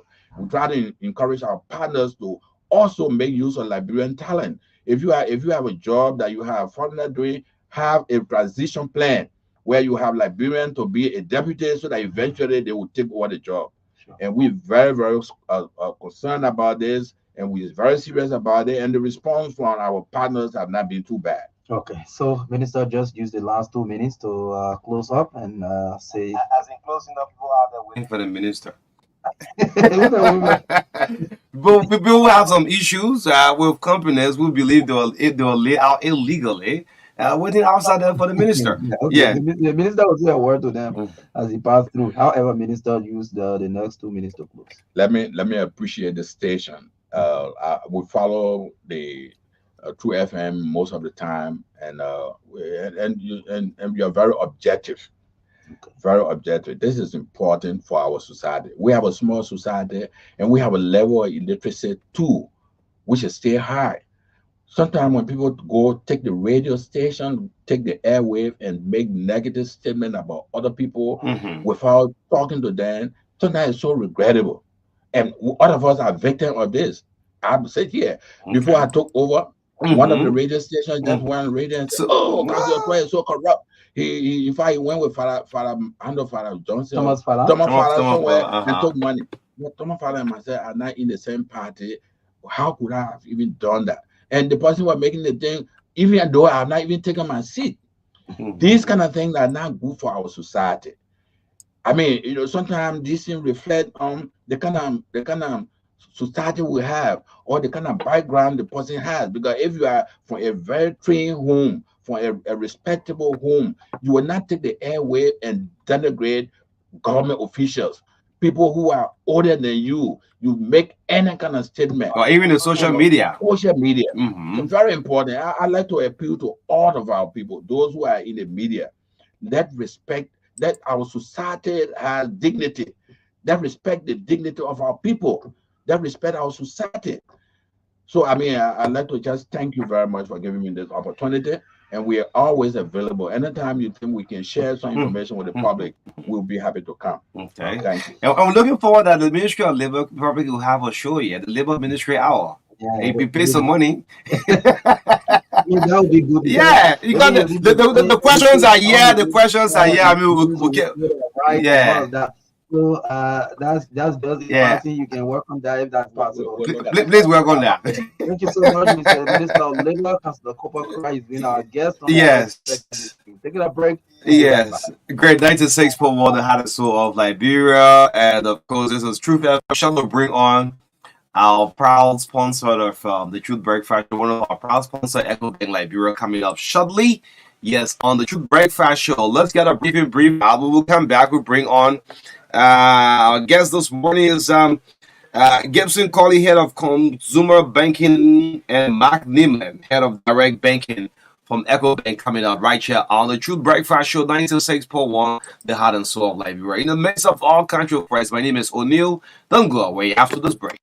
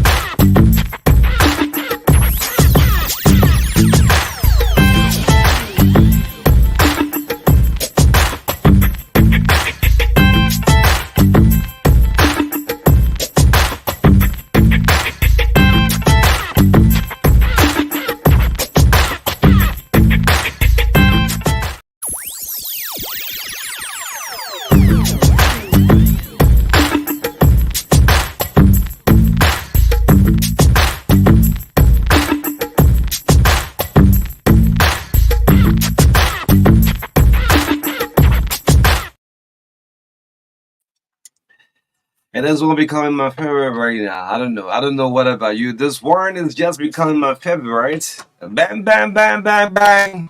Oh man.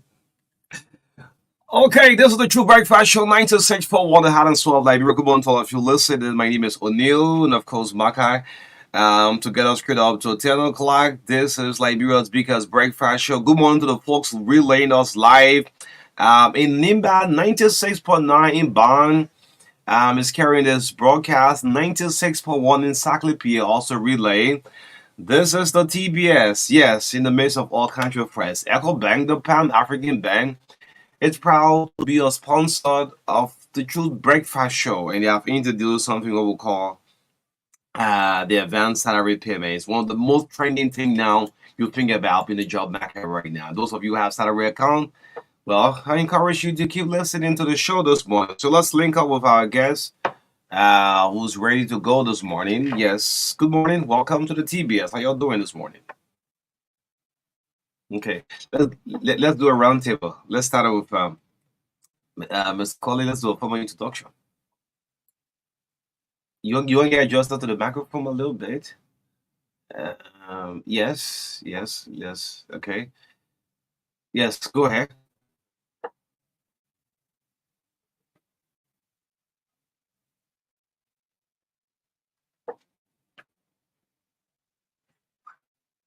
Yes.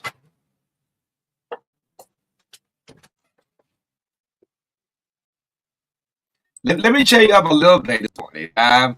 Why is the music don't play in the banking house? The money needs concentration or what? Music don't play in the banking house? So we try to Uh-huh. promote our products and services. Okay. When you watch the TV Okay. that we have in the bank, The you don't money waste need to your concentrate. because the people that Need to concentrate. yeah. Great. Yes, Mark, go ahead. Um, Good morning to everyone. We're here this morning again to talk about our salary advance and the EcoBank Enhanced salary account. So it's a pleasure to be on the show again. Thank you. Great. Yeah. So, probably I mean almost a week plus now. How is the feedback? What sort of feedback you getting since this voice of this kind of country? Well, simplest Liberian may say, I can credit from my own salary and I pay back with just 3% in 30 days time. How is it? Thank you for that question. As a matter of fact, the feedback is overwhelming. Since we launched this salary advance program, people have been knocking at our doors. Those that don't even have account with us are calling. They want to transfer their salary to EcoBank. Okay. So yes, the feedback is very good, and we just want to continue to receive more of that. And we are encouraging those who are not on board to just come on board. Who does want on board? Let's talk about it. For someone who just tuned in for the first time this morning, will say, what is guys are talking about? When you talk about salary advance, what is it? But basically, salary advance is a kind of Mm-hmm. it must have been existing before, Okay. but being done manually. So it's an advance that you take against your monthly salary, and that amount is like 50% of your total salary for a month. Mm-hmm. So, for example, if I earn $1,000, so I have the opportunity to request for 500 of that money and pay just 3% for the whole month. And the interesting thing, like my friend Ivy will always say, Mm-hmm. is that you don't have to go to the bank. Okay. You say that the comfort of your home, the comfort of your workplace, Mm-hmm. even in the night, and you just have to dial a code, Okay. and that code is *326#. It is instant. So what we are doing now is to onboard all of the employees that save with us on the platform. Once you are onboarded on the platform, you dial that number, you're going to have the different messages from one level to another, and then instantly you get credited in your account. So if you have your ATM card, you just walk to an ATM and then withdraw your cash. or Yes. whatever payment you make, It's up to you you. can make. Yeah. Great. So before going on to Mac, let's look at what prompted this collaboration. Maybe Mac, I don't know if you could come in. Civil 7 agency, Echo Bank, going to a big one. Let's look at it. Let's look at it. What's prompted? I mean, this collaboration. Civil Service Agency. I mean, it's a big boost for civil servants, those who have their account with Echo Bank. Let's look at the collaboration. No, I think the strategy is simple. Mm-hmm. Ever bank today, we bank about 30% Yeah, I'm hearing you. Go ahead. of government employees' Okay. salary, right? So we thought it was that, look, if we had to launch this program, we have to look for somewhere where we will launch it, and then to have it, you know, to have more customers, as a matter of fact, more employees on the platform. And so we thought that by doing it and being successful, we needed to work with CSA. And we are happy that CSA was willing, and they supported the entire process, and they continue to support it, because we believe that we needed to get to government employees. A lot of them, complain during the month. You work and you earn money, but you have to wait for end of month. So I mean, usually as a bank, we will sit down and strategize and identify the needs of our customers. And once we identify those needs, we try to find a way to address those needs. And the salary advance just one of those products that we developed to be able to address the need of our civil servant. And that is why we joined the CSA. And we want to say a big thank you to the DG of Civil Service Agency, Okay. Mr. Josiah Chuka, Okay. who has been very instrumental in supporting this project and promoting it. So we want to say, DG, thank you very much. So maybe Mike Yes, Mike, you wants want to throw light on it? Yes, So, if you imagine some of the conditions that people go through every time, yes, you are working, but you have to wait for the end of the month to get paid. And conditions and situation of life does not wait, to receive salary before they come about. So in the process of working, those conditions such as if it is sickness that normally you would not plan for, whether you are driving and you are faced with a battery problem from your car, those are things that you normally would not budget for every day, but they come about anyway. So as a bank, knowing some of these conditions that people are faced with every day, and we believe coming in with this product will always help people. If you have a condition such as that, you don't have to go to the banking hall trying to find somebody who you can talk to before you can get the small money that you can use to solve an emergency problem.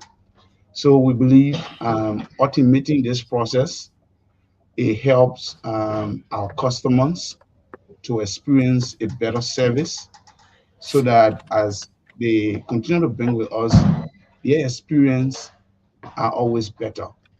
But I'd like to a bit talk about why we are talking about the salary advance. Okay. It is also good for us to talk about the account that enable you to have access to the product. Which are the account? The LRD or the USD? The USD. The US account. Okay. But to say the enhanced salary account, it comes in both currency because, of course, people who are working in Liberia are paid both, especially with the public sector.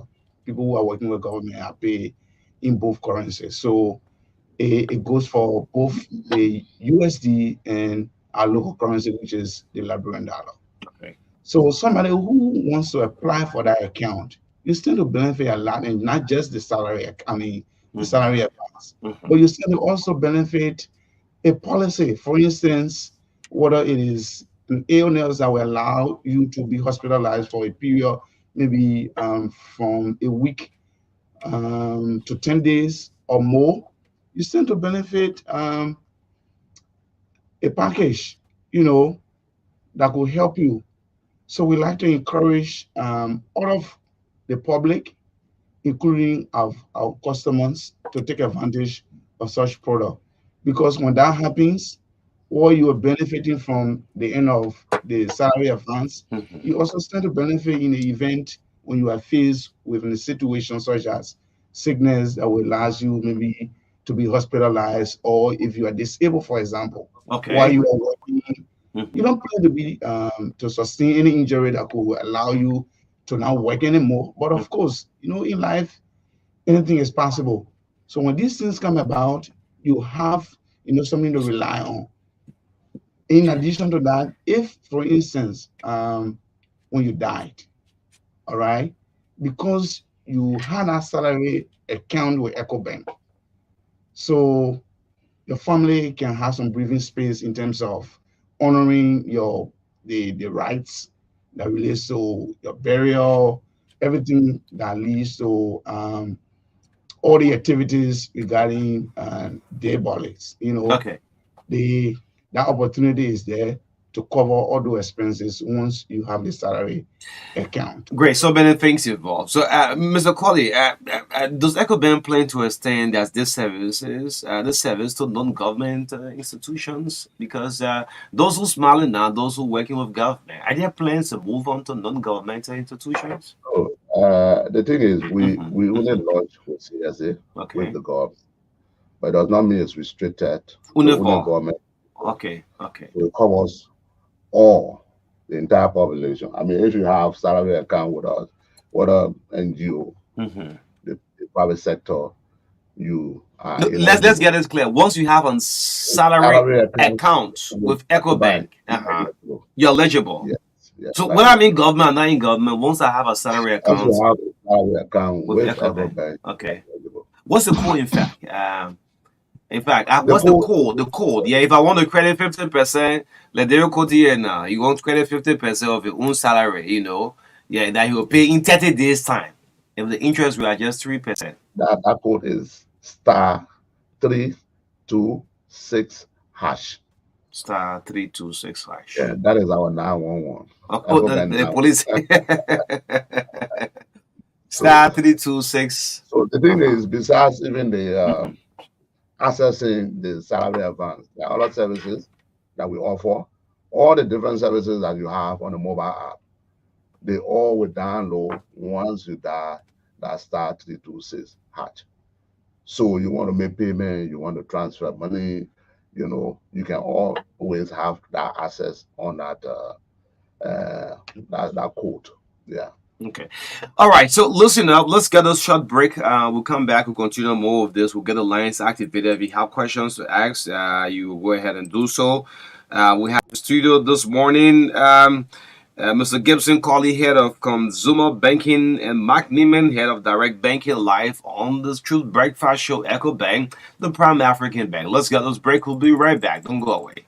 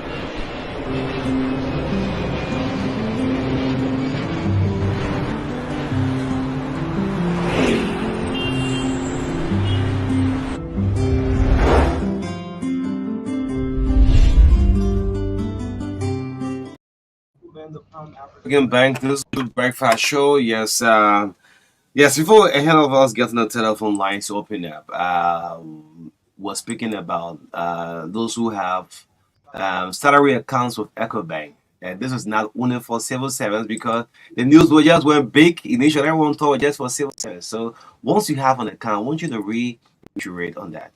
Yeah, okay. So to just re-emphasize that point, I said earlier that once you have an account, that is salary account with EcoBank, you are eligible. So we have the private sector, you have NGO, you have private companies, they have their employees. Uh, we are calling on you as well. Submit your list once you have your employee salary with EcoBank. Submit that list. We will upload it in our system, and those employees will have the alert. They will be alerted that they are on the platform. Okay. Now, the code I just read, the star 326 hatch, once they dial that, they will have access to the platform and they go through the process and have access to the form. Because we're doing everything for them. Okay. We set the amount in the system for you.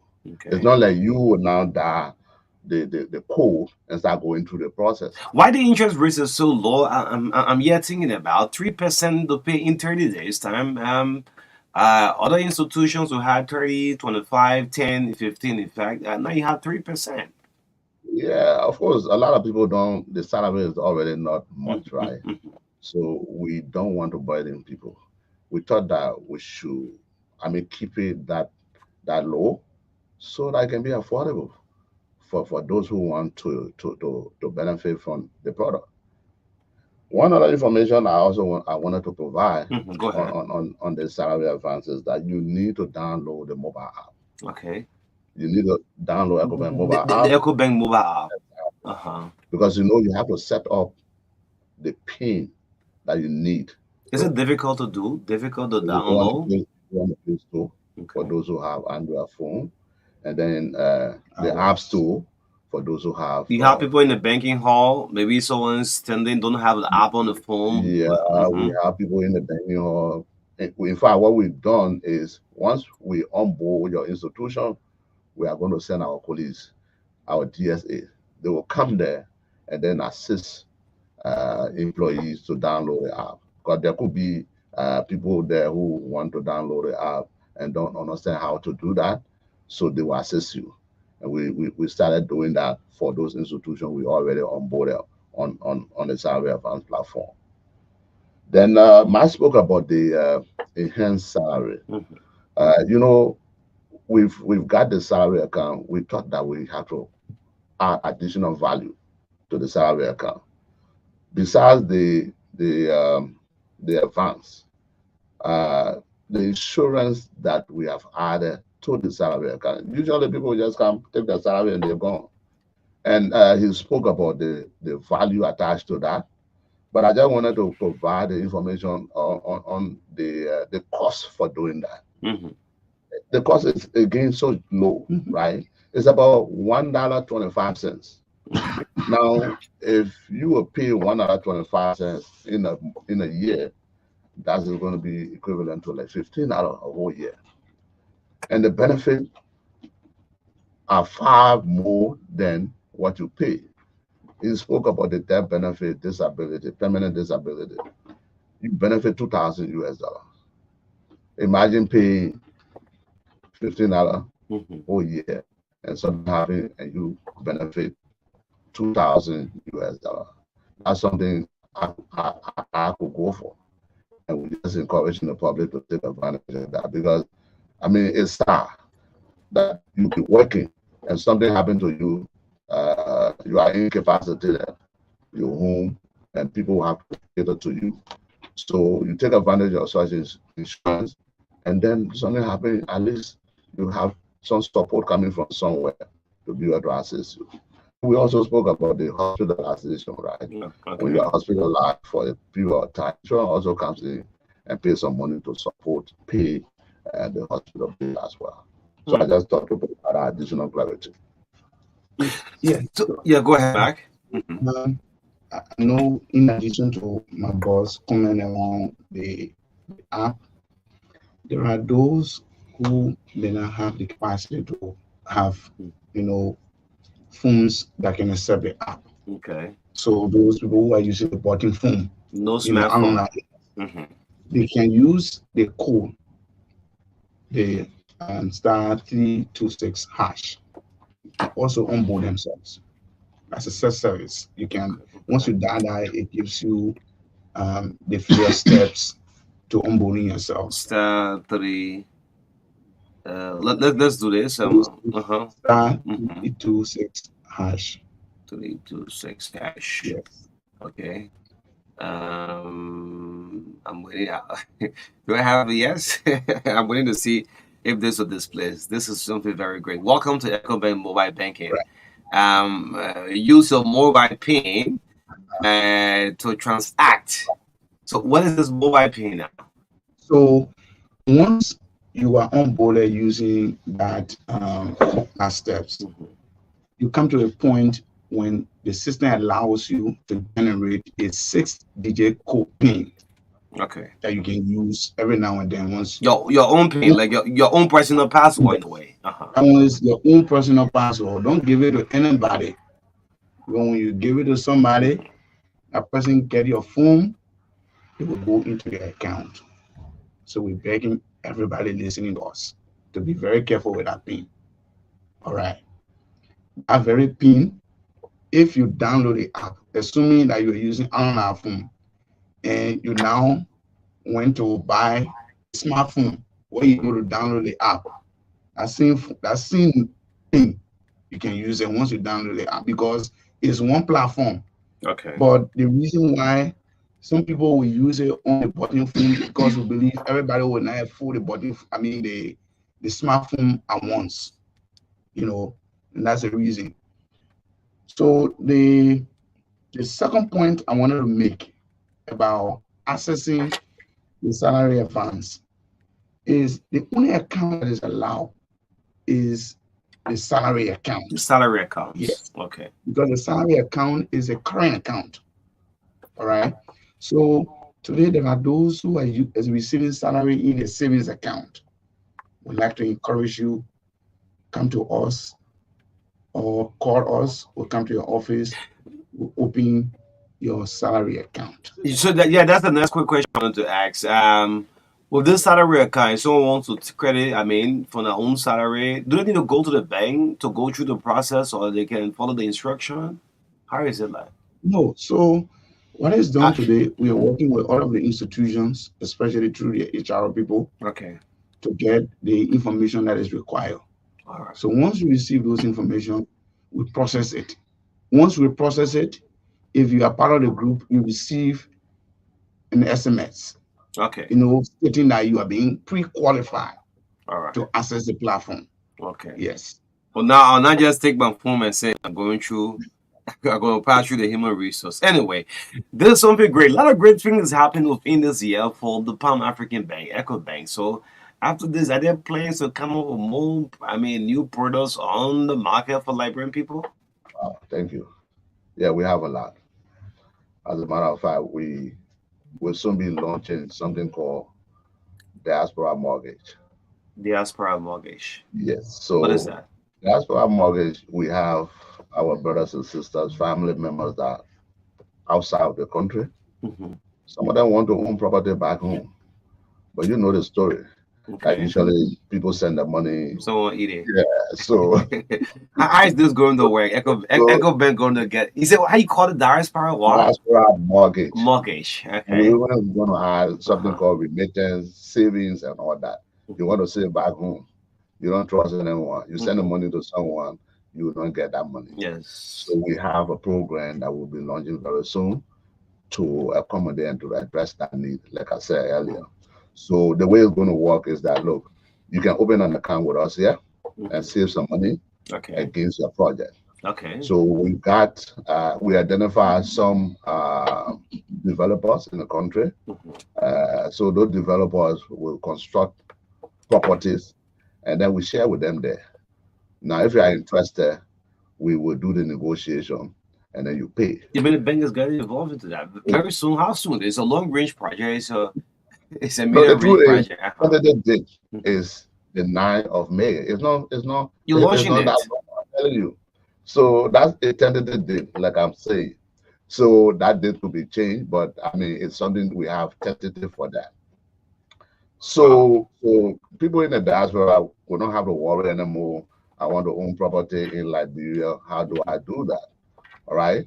And we will even go beyond that where, I mean, there's the due diligence done by a company in the US to allow you to take loan from EcoBank. And then you also take the loan and pay by later to purchase your property. Okay. That's one. Let me leave that Okay. for So now. there are bigger things in the making from this is what we call the Pan African Bank. Yeah, we're always thinking and coming with new products. We come in with credit card as Okay. a matter of fact. The credit card. Credit card. What about the prepaid card? People still getting there? Yeah, definitely. Like I was saying to you, O'Neill, we're so impressed with the uptake of what we saw during the African combination when we did that promotion. So we got a lot of customers coming requesting for the card. So we will come back again and continue to promote that. But I think it's doing very well. All right. So the credit card for that one is another product. It's a credit product as a matter of What is fact. the credit card in fact? If you bring that all to the market? Yeah, so like I said, it's another credit product, but we'll issue you a card and give you a line on your account. So meaning I can use the credit card to credit. Yeah. So O'Neill has an account with EcoBank. Okay. So I They want have money in the account. Uh-huh. And then we say, okay, O'Neill can give you $1,000 that you can use, and then you pay by later. Okay. And then that card is for you. You use the card to buy online. When are you releasing that? In fact, I'm not even giving the chance to end. When is that credit card coming? Okay, but within this year. Yeah, definitely, it will be this year. So I want to start on the two products for now. What's the procedure? How easy or how difficult is to open an account with EcoBank? I mean, what is saving? Is it a long process, a lot of bureaucracy to have an account open at the bank, EcoBank? No. In fact, we have our account opening package online that you can go and even access the package, download it, fill in it, just scan it and send it back to us. We open the account. Additionally, we have more than 30, about 50 of our DSA that we send around, open account. If you say, Omi, today we are ready to open account for True FM Star, I send it then to you. Okay. I'm not even waiting for you to come to the bank. Get ready for that by Monday. maybe we can start down Monday. I'm not even waiting for you to come to the bank and start running around. I'm just going to you send the team. I send my team. We agree on that. And I send the team, we start the process. So it's as easy as the same day, in fact, not the same day, in less than 2-3 hours time, you can get an account open. You just need to make sure you fill in the form, get all the information correct, and then we get it open the same day. All right, folks, you listen up to the Truth Breakfast Show, the Pan African Bank. A lot of great things coming up this year. Let's see if we can get some reaction from the public. 0770-153-265. This is the Truth Breakfast Show. My name is O'Neill. 0770-153-265. Our proud sponsor, EcoBank Liberia. It's on the last segment of the Truth Breakfast Show. Let's pick this call on the line. 0770-153-265. David Koti, why are you calling? In fact, you don't have an account with EcoBank. Thank you, sir. EcoBank has proven not to be a baby when it comes to the banking industry. Like, you're doing very well. You've been so long. Every time. Thank you. I have a question for you.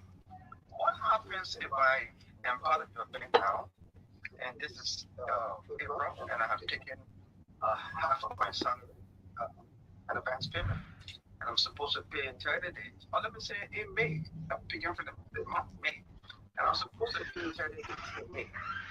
But the salary today come on time, and the 30 days expire.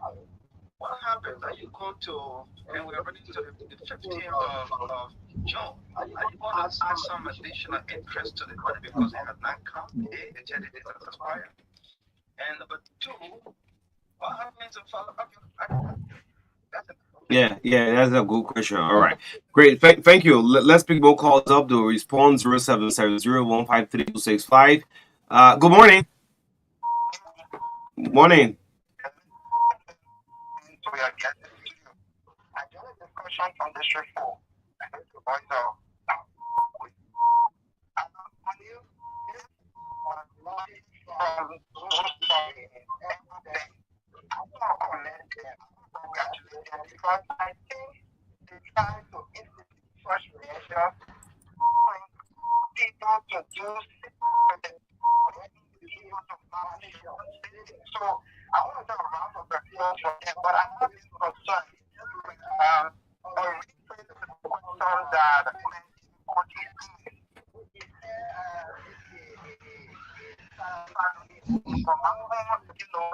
reflection to that question would be why we salary reduction, but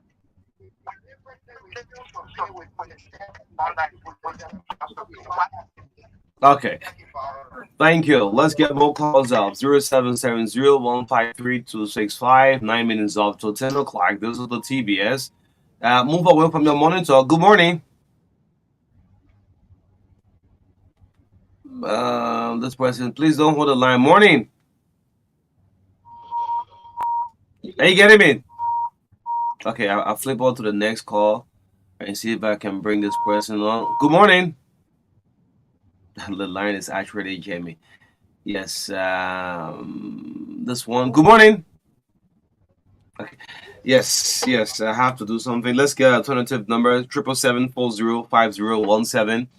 Echobank matter right here. The lines has just Jamie. All everybody have concern and want to ask all of the questions. Yes. So, but in the meantime, yeah, Mr. Colley, you can respond to one or two calls and try to make some adjustment of the line. Yes. Yeah, okay. So I think the first question is whether taxes accrue on your account if there's a delay. That means you didn't pay on time. Yeah. Yes, okay. So that same question came when we did the launch. Okay. But our response to that is we will not charge for a period of time. But usually banking, you get penalized for not paying on time. But in any case, it is on the salary account, and you're not responsible to send your own money to the account. Okay. So as a bank, we will take a decision to waive that charge. Okay. For 1 month, because the salary at least a month. Yeah. Yeah. Okay. So there should be a charge, but we will take a decision to waive if there's any charge. Yeah. Let me see this person on the line. Good morning. And the second one was. Yeah, sorry. Yeah, go ahead.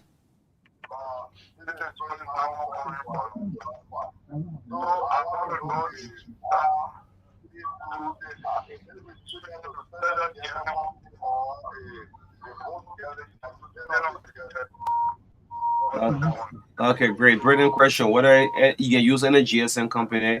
Thank you. Just grab the line, please. Once you ask your question, you have to leave the line so we'll pick other callers through. Those who have concern. Good morning. Morning. I mean, your line coming broken, so I mean, maybe you have to change your location. Yeah, go ahead.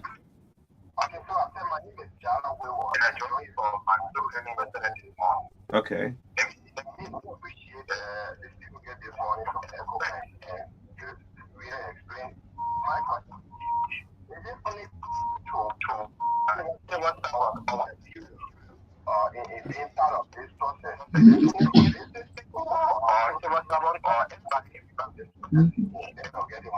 Okay. Thank you. Keep listening to the radio. Don't go away. Listen up. We will answer all of your questions. Thank you so much. Let's be just one or two more calls up to 10 o'clock, 6 minutes up to 10. Good morning. Caller, are you there? Morning. Okay. Yes, Mr. Colley, yeah, go ahead. Okay, so the next question was if you refuse to pay, what happened? There's no way you refuse to pay. The system is set up such that your salary is going to go there, and automatically the advance is deducted monthly. unless where the salary does not go there. And that is the reason why we talk about the human resource of those department heads and even the finance heads are all, aware of this process. So you cannot take the salary advance and then decide to move to another bank. Okay. But it is automated. Once there's money going in there, it's going to be deducted. So there's no way you say, I'll wait for the next month, unless you come to us to discuss, and we agree to do so. Okay. Yeah. Then someone asked a question about the GSM. Yes, so the SAR 326 is for both GSM. Okay. You can use Orange and other network. Use Orange, Okay. You can use the other network. MTN, right? Okay. You can't read some text messages coming in. Then okay, go ahead. This one is repeated. Okay. Because I think this question came before, whether it is only restricted to civil service agencies, civil service only. And the question is no. Okay. We say once you have salary account with EcoBank, you are eligible. Okay. Yeah. Yeah, so the salary account with EcoBank, do your management needs to be aware that I'm doing the salary advance? I want to take a salary advance. Is it something? Despite having salary account with the bank, or the bank needs to meet up to the company and say, well, your employees here have a salary account, so if they would like to do a salary advance, we are welcome to do so. Or they can operate on their own. How is it? But you can cut individually. Individually? Yes. Okay. But we can also do that per institution. So the institution can come and say, look, I've spoken to my staff, and they all want to be on the salary advance. The institution makes it more valid. In case the president is suspended or dismissed, what happens? Yeah. So we have the institutional approach, and there are some that we trust that have already been doing the salary advance with us. Okay. Those people, you don't even need to come to us. Or we just you've been doing it? We've been doing it, but it was not automated. Okay. Yeah, it was like manual. So you just come and ask. We have to seek approval individually. But this time we've automated it, and we want to make sure that we have a lot of people on it. Great. So it's 3 minutes up to 10 o'clock as we try to close up. I mean, the calls are just coming in back to back. Let me just pick this final call. You are our last caller. Good morning. Morning. Thank you for accepting the call. I know I say all means that I'm only hearing about salary banking with money in okay. Okay. Your savings account.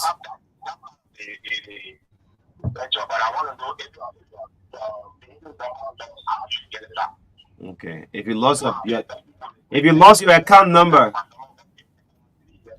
3 years. Mama, you stay in the system. Anyway, thank you. Yeah,